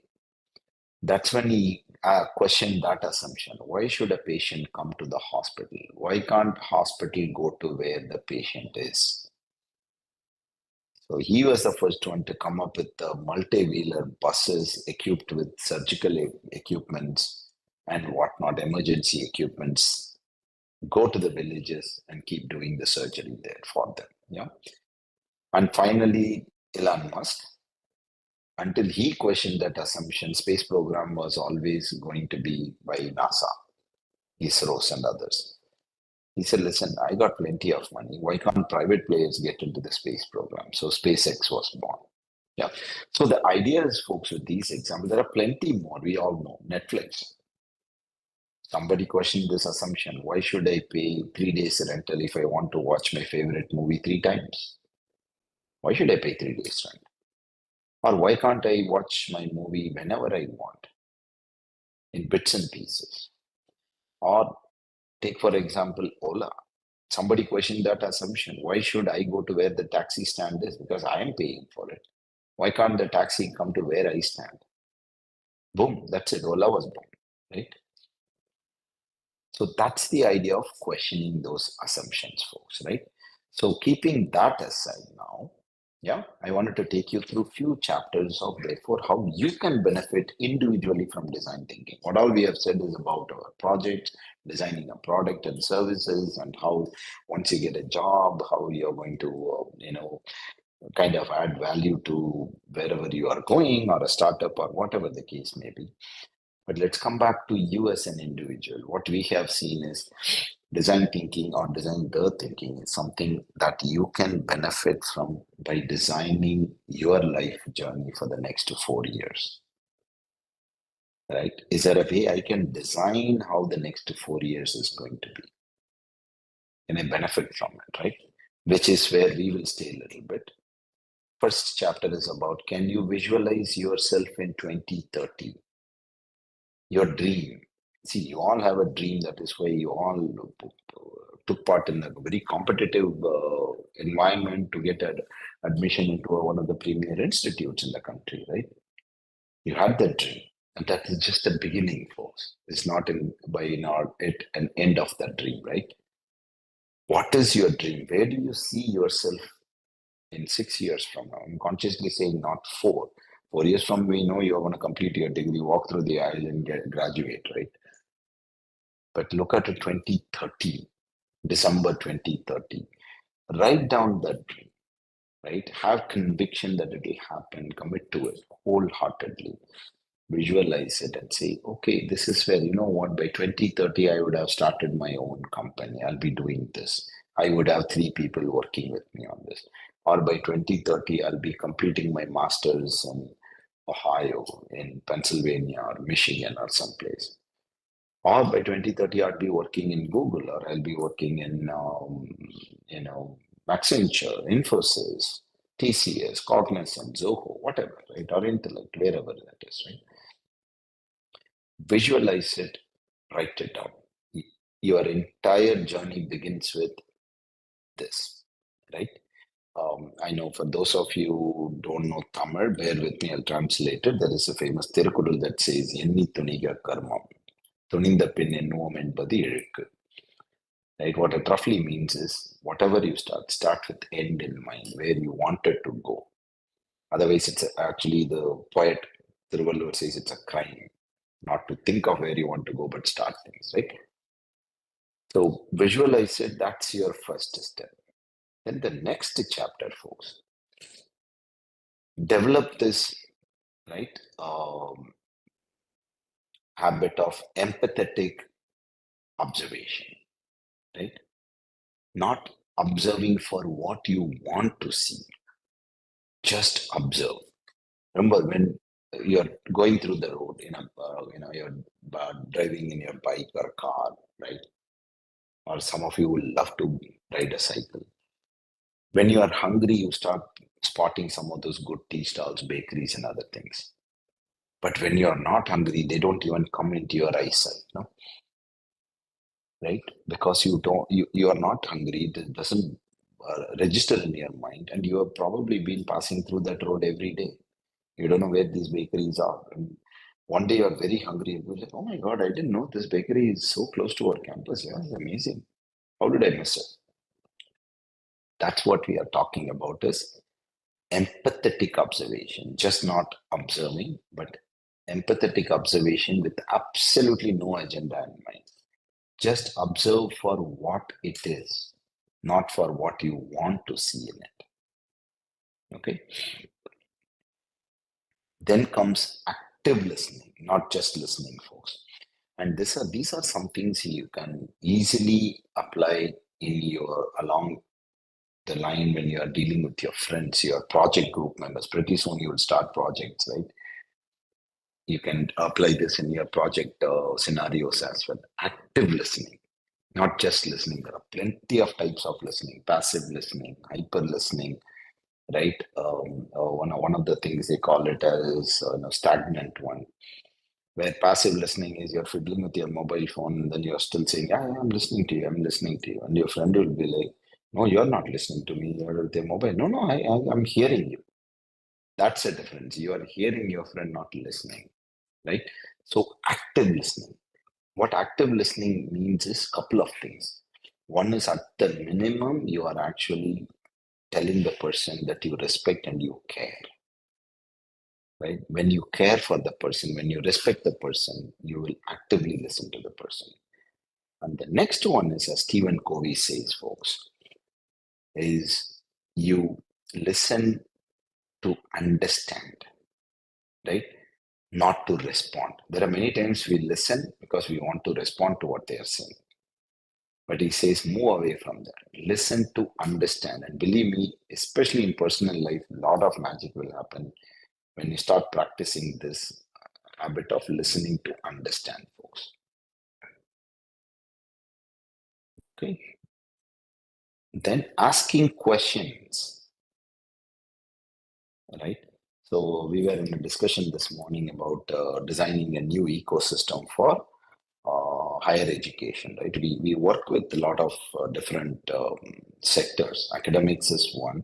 Like I said, we work closely with SRM as well. SRM is one of our, or I'll say the most marquee partner client we work with, that we are privileged that we have the opportunity to work with them, right? Because there's a lot that happens there. And we also work with the government, like the startup TN and all that. We work with corporates, we work with panchayat leaders, social sectors and whatnot, right? So we were discussing about this aspect of asking questions. And there was one educationist who was there. And so she was saying, hey, I've noticed there is always 3 or 4 students who raise hands whenever there is a question. Others are quiet, right? Not that you don't have questions, but you stop asking those questions. Please develop this habit of asking questions, folks. We all used to have that habit and we have stopped, right? This actually will help to make a difference in who you are, how you are presenting yourself. And I know I'm fast forwarding 3.5 years from now. Asking questions is going to help you in your placement interview. I know you just joined and you shouldn't be worried about placement, but again, you cannot develop this overnight. So that's why I'm kind of placing that alert to all of you now. If I had to ask you to guess, right, between, let's say, a child of age 3.5 to 5 years, how many questions do you think the child would ask? Unique questions, right? Very unique questions. So roughly, there was somebody who actually sat and did a research in this in the US. Roughly about 40,000 unique questions in that 18 months. Isn't that mind-boggling?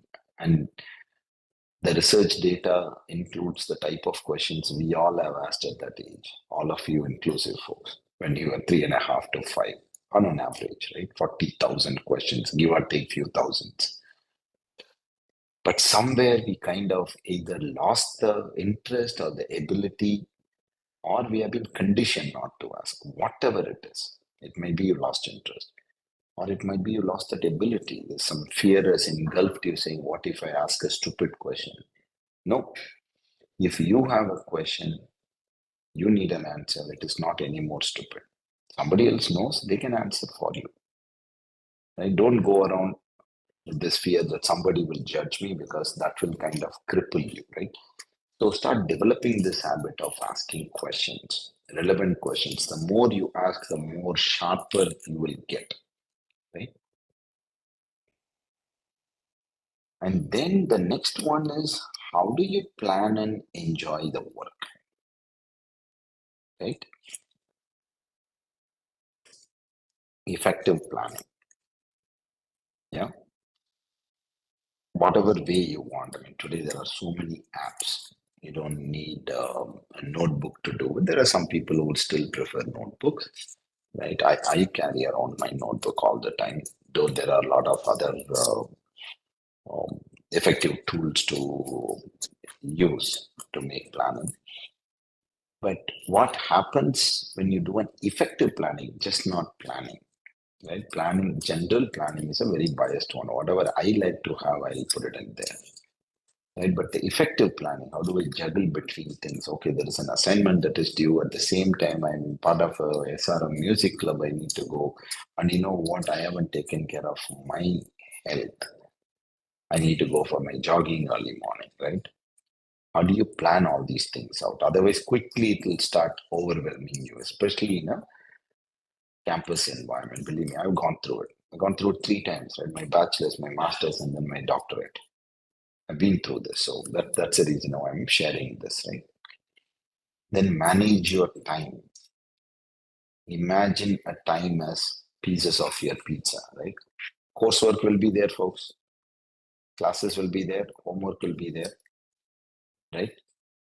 And then suddenly sleep. Then where are the friends and families coming in? Where is the physical fitness, right? And definitely, like you see on the right side, the professor is going to come back with more coursework and squeeze it in. Where do you complete this entire cycle? I mean, imagine this as a wheel, right? Imagine this as a very nice wheel. This is my wheel of life. What are the different things that I am prioritizing? It goes back to that prioritizing, right? How do I prioritize this? Therefore, I have a little bit of balance. I don't regret it later. My God, I wish I had been part of more clubs when I was in the campus, right? Or wish I had spent more time taking care of my health as well in the campus. Believe me, campus is the best place for you to find yourself, right? Don't miss that opportunity. And decision making, don't procrastinate. You know what? I'll do it tomorrow. I'll do it every day. Okay, I didn't go for a walk today. I'll do it tomorrow. And tomorrow comes, no, I don't want to go to the gym today. I'll do it tomorrow. Before you realize it's a goner. So procrastination is a common scenario when you all have overwhelming work to do, which it will be, right? Rightfully, campus is always too many activities, right? On top of it, you will be like, I have to go to the hometown on the weekend and come back, whatnot, right? For those of you who are staying in the hostel. So come up with ways to, you're going to make a decision saying, okay, I'm going to do this now. Come what may, I'm going to stop everything else. Go. Don't procrastinate, because procrastination again will engulf you.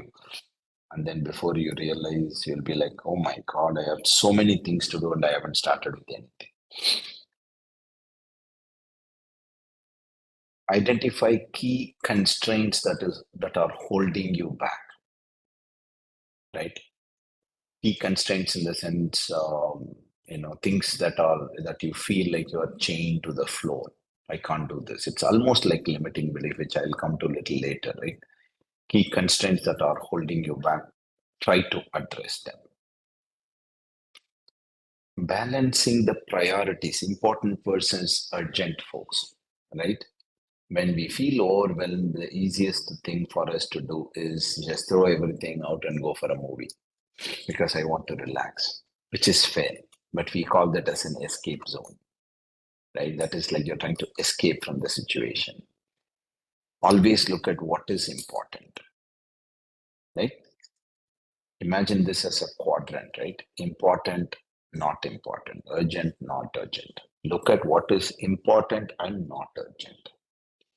If you don't address it, then it will become urgent. It's typically like your assignment. It's important that you complete it. It's not urgent because the professor gave you till next Saturday to submit. And today is only Friday. You got 9 days.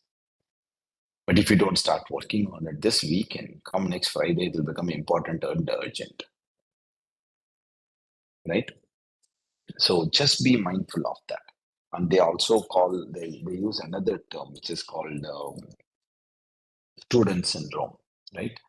Where the professor gives you an assignment that's due next Friday. You all say, sir, but ma'am, we couldn't do it, blah, blah, blah, and all these things. And the next Friday, the professor says, okay, you can submit it next Wednesday. You got 4 more days. Will you start working on it? No. You'll go for a movie immediately. Hey, the assignment is postponed. That's okay. We have plenty of time. That's called student syndrome. You postpone it till the last minute, no matter how much time you are given. Okay. Don't get into that, because this is where, folks, you will feel the pinch at the end of your study period, right? Towards the third year, you're going to feel that pinch. Oh my God, I haven't learned this new programming language at all. Right? I just didn't prioritize it as an urgent and important. Right? And teamwork.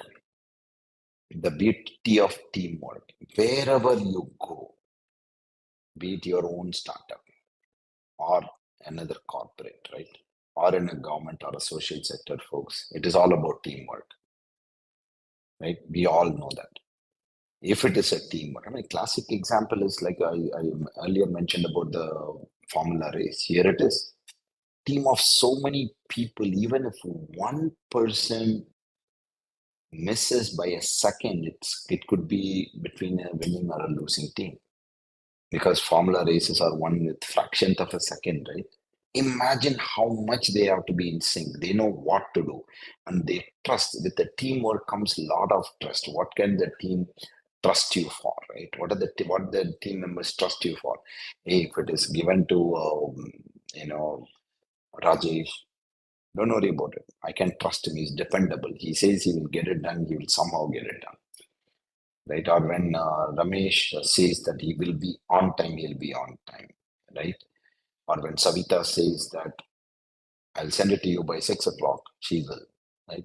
That's teamwork is all about building that trust over a period of time.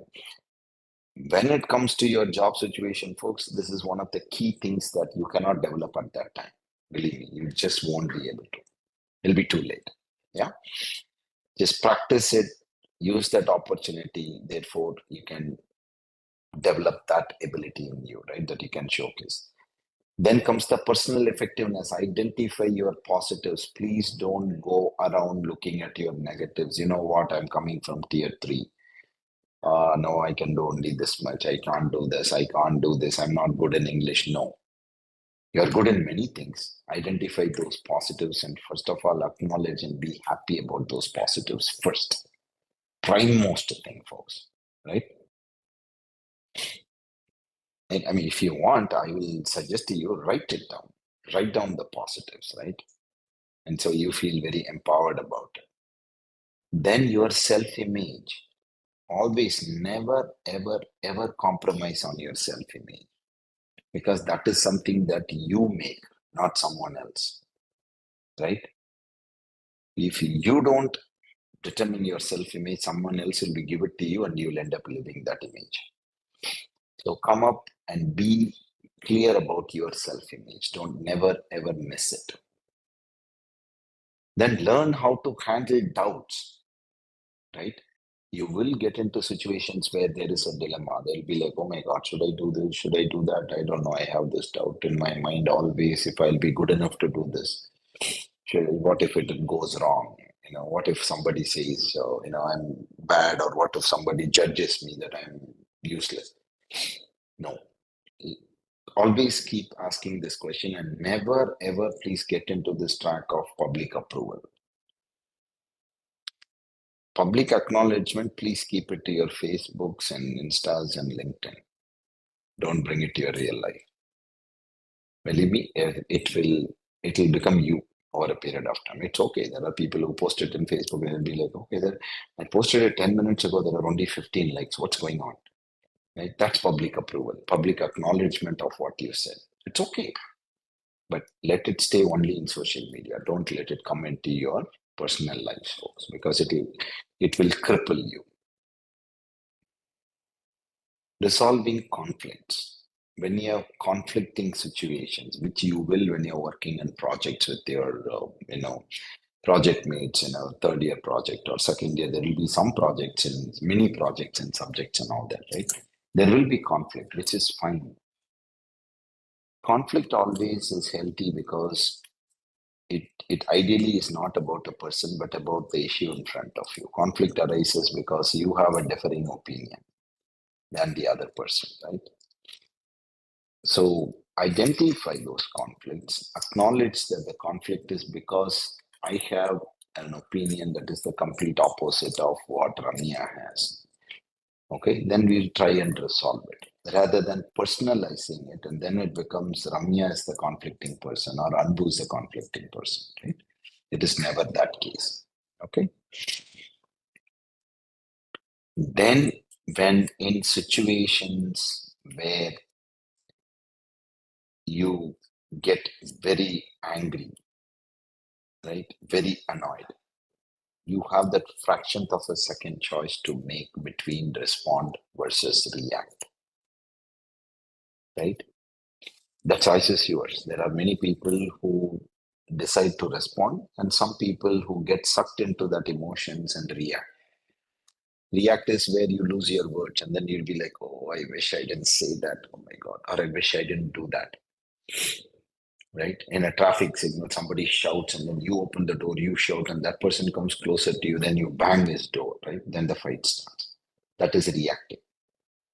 Right? Responding would be the person opens the door, you open the door, then he said, wait a minute, why am I fighting? Okay. And he looked at it and said, yeah, you're okay, right? I'll move, don't worry. Don't worry, I heard you. Don't shout, I'll move. That's it. That is responding to that situation. That we all have within our control. And one of the most important things, folks, overcoming fear, right? This is something very, very, very critical, right? Because if it goes unchecked, it can lead to a lot of disasters. Everybody has fear in life, believe me. You name a very successful leader, I can list 2-3 things that they were fearful of. Right? Be it a stage fear or fear of making decisions or fear of judgment. But they all know what is important is the end result is much sweeter than the fear. As Mark Twain says that, many things, I feared of many things in my life. Only very late in my life, I realized none of them came true. Right? So, way to handle, I mean, these are all philosophical statements, of course. How does it help? Not at all, right? But the way to handle fear is when you're in a fearful situation, ask that question: is this going to be true? Will this be true? What I'm fearing, will that happen? Is there an evidence of that having happened in the past? No, right? Okay, no, then why am I afraid? What am I afraid of? Or if there is an evidence of that having happened in the past, then you'll be like, okay, what can I do now to change it? Or address it or handle it? Is it possible to handle it? I can't, right? Okay, then let it go. Yeah, that is the way to kind of handle this fear. Otherwise, folks, what happens is the fear will start. It's like it cages you, right?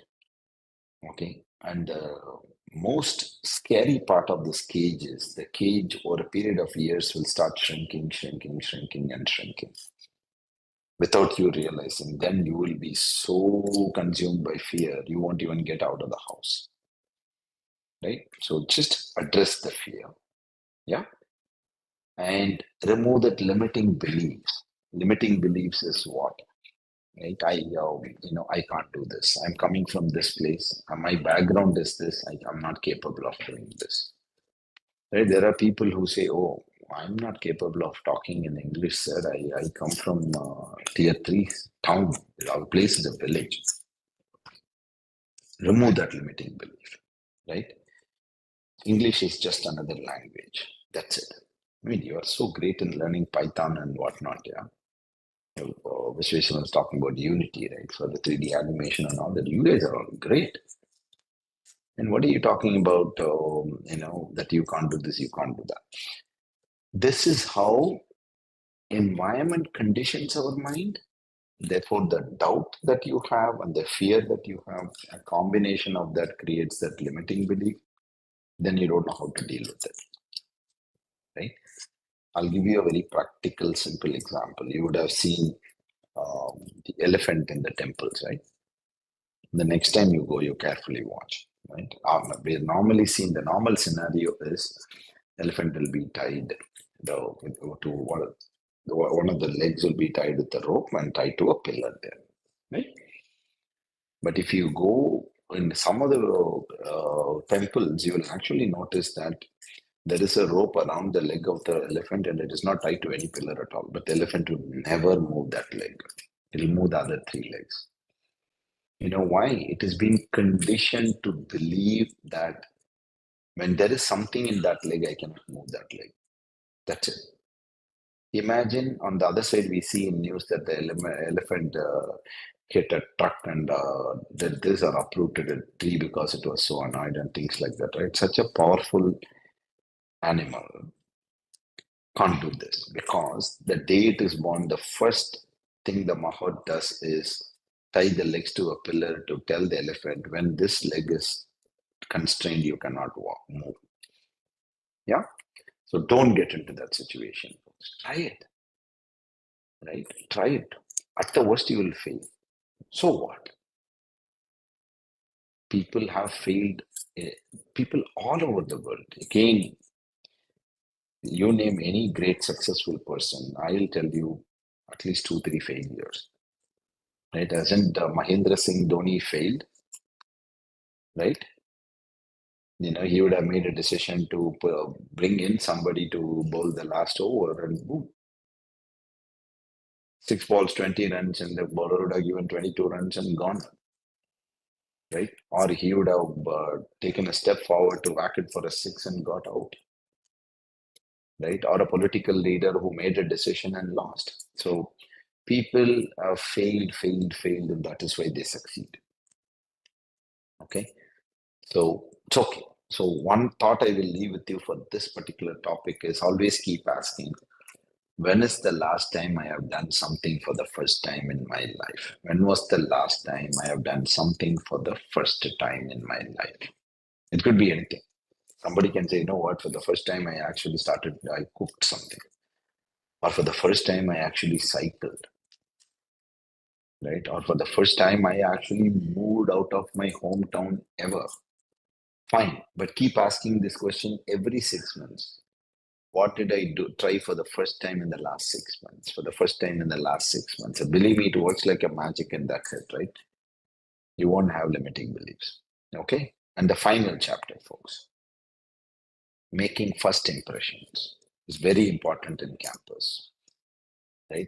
I'm not saying go out of the way, try to pacify or impress your professors, but look for the right opportunity to make the first impression with your right ability to ask the right questions, to be very inquisitive, curious about the courses, right? Yeah, the subjects and whatnot. Okay. Speak confidently, of course. For that, you need to do a bit of a preparation, but speak confidently. Active participation in the clubs. Make it a point that you are a member of at least 2 clubs, if not more. Believe me, you will learn a lot in these clubs. It might be a science club, but you learn how to handle conflicts. You learn how to handle people. You learn how to handle success. You learn how to handle failure. Believe me, this is such an easy opportunity for all of you to learn that's going to make a big difference between you being successful or not when you come to corporate environment. We see people all the time. As I speak, there is a training program going on for people to have interpersonal skills. And bet half of them would have never participated in any clubs. Just sign up, folks. It'll actually make you a different person, right? Okay. So imagine, okay, of course, you see a purple house there, right? Imagine a purple house. Imagine, just to sum up all the things, right, that I said right now. Imagine a purple house. And imagine there are compartments in that purple house, right?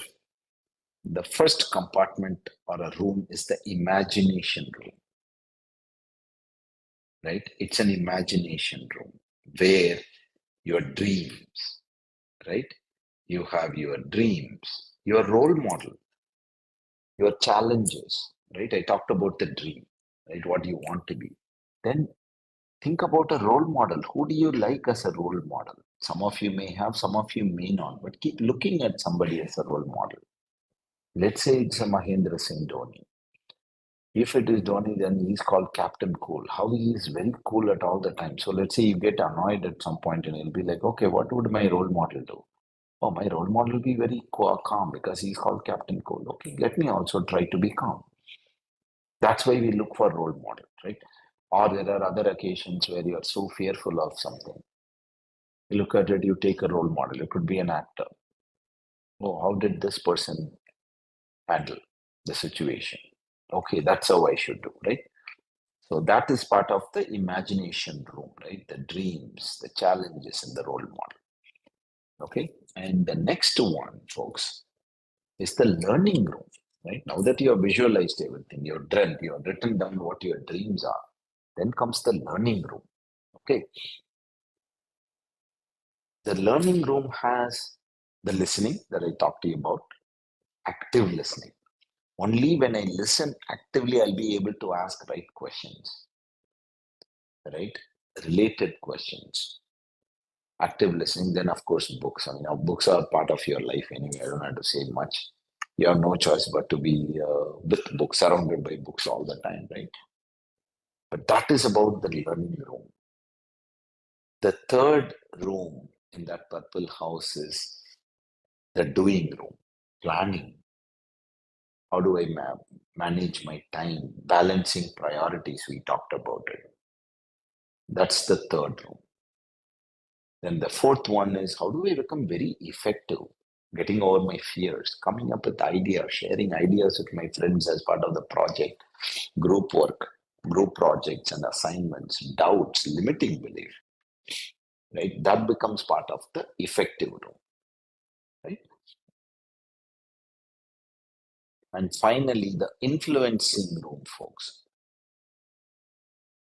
How do I act with a lot of confidence? Then people will get influenced. If you give an idea with so much of conviction and confidence, people will love it. How do I communicate, right? And we talked about respond versus react. And then finally, one other element, folks, appreciate things around you, right? Appreciate what is going on there. Show gratitude. Appreciate for how far you have come in your life journey. Appreciate your team members, the project mates, your roommates, and your classmates. And I leave this thought with you. When was the last time you appreciated your loved one? It could be your brother or sister or mom or dad or uncle or aunt or grandparents. They do so much for us, right? We don't. We take them for granted. When was the last time you actually appreciated us and Mom, I really, really am very happy and appreciate what you're doing to me, when I'm going to school. Yeah, because they juggle so many things to make sure that we all study well, right? So practice that habit, folks, right? The magic of appreciation. And all of these rooms, right, that we talked about, yeah, these 5 rooms, I'm going back on these things, are sitting in the purple house. And this purple house is nothing but your mind. All these 5 compartments are in our heads. All of us have this imagination capability, learning, doing, effective mind, influencing mind, right? Those 5 minds in all of us, and we keep using it in various intensity all the time. It is just that some of us don't put to use. Like I said, we all are very imaginative. Some of us don't put to use and then say, I am not creative. I can't imagine anything. We all have. Yeah. And for this part, folks, the fears, I'll just narrate one of my personal story, and then we will wrap up with that. I'll take any questions if you have, right? So this is when I was just starting closing my masters, right? Where there you go. This was in the US.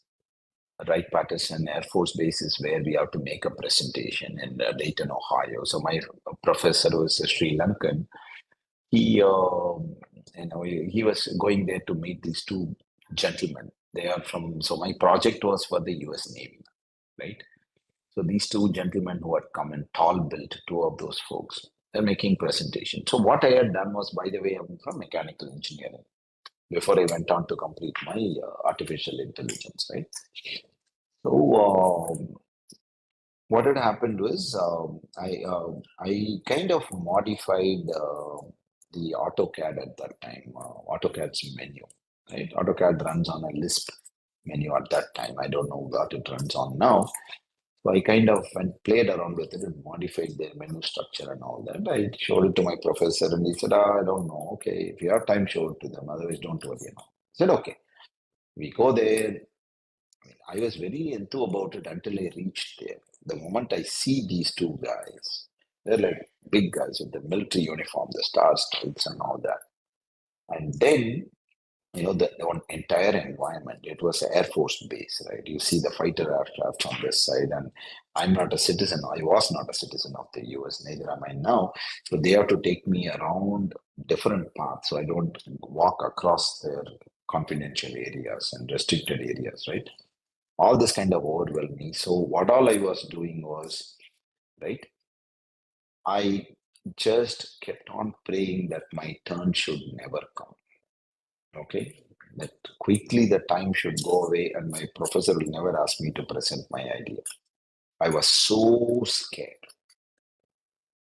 right? And then you won't believe I probably prayed all gods possible in the world and would have hit the men's room like 6, 7 times in 45 minutes because I was literally scared to death. My hands were sweating and whatnot, right?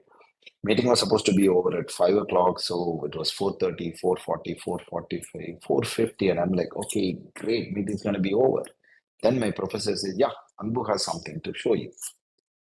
Okay, I froze.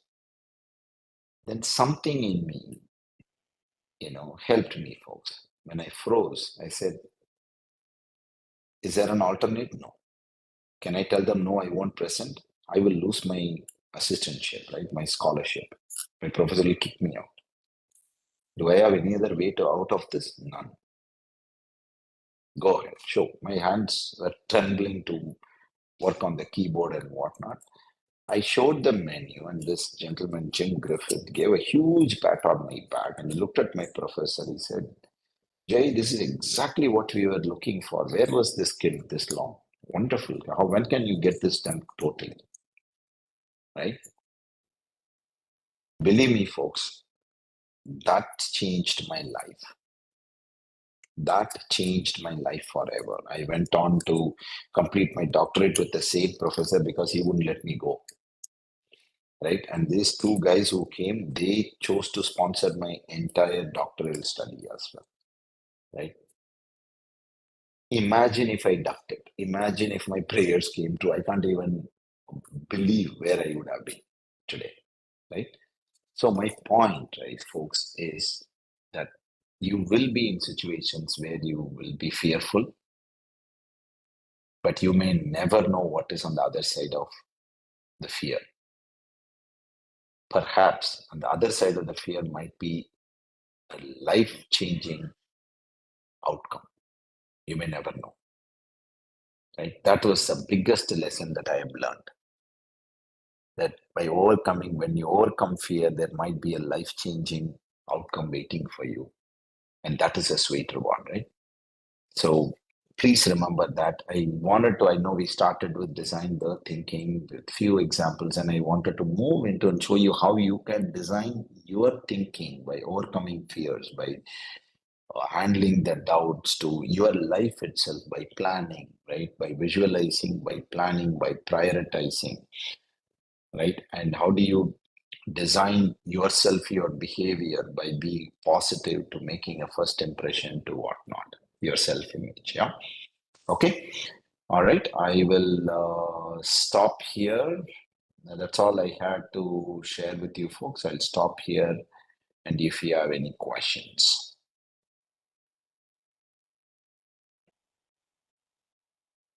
Or doubts or whatever if you folks have anything, I'm more than happy to answer.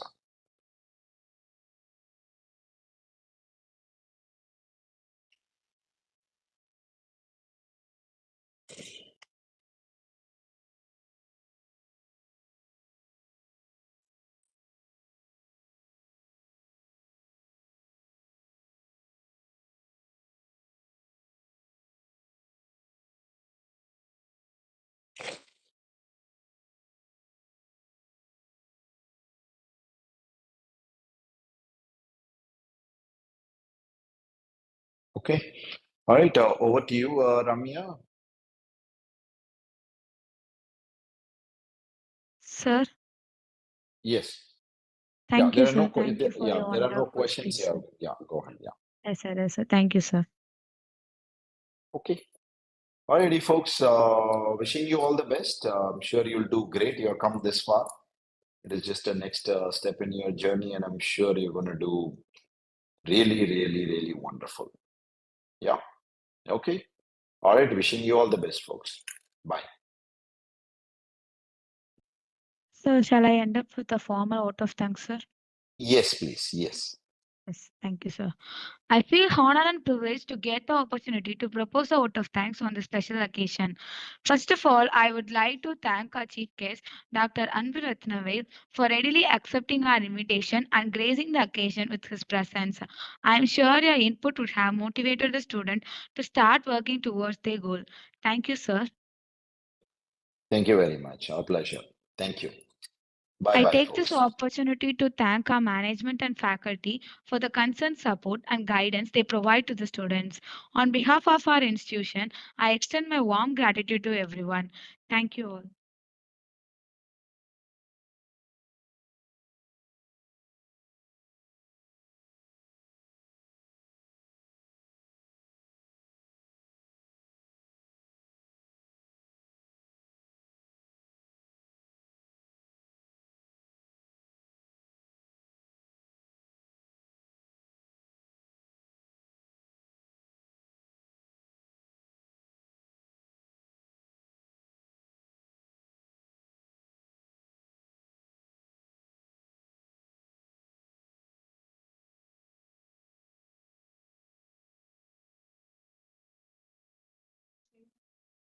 Students, please wait for 2 more minutes. We will send feedback link soon. Kindly apply it.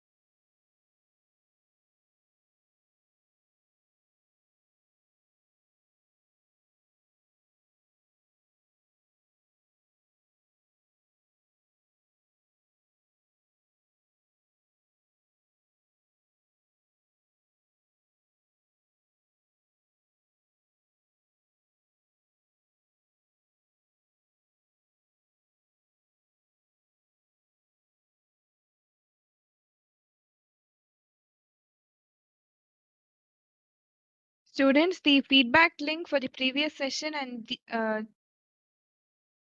the current session has been posted, so kindly fill it. And tomorrow the session will start at 10 a.m. So all of you be present at 10 a.m. sharp.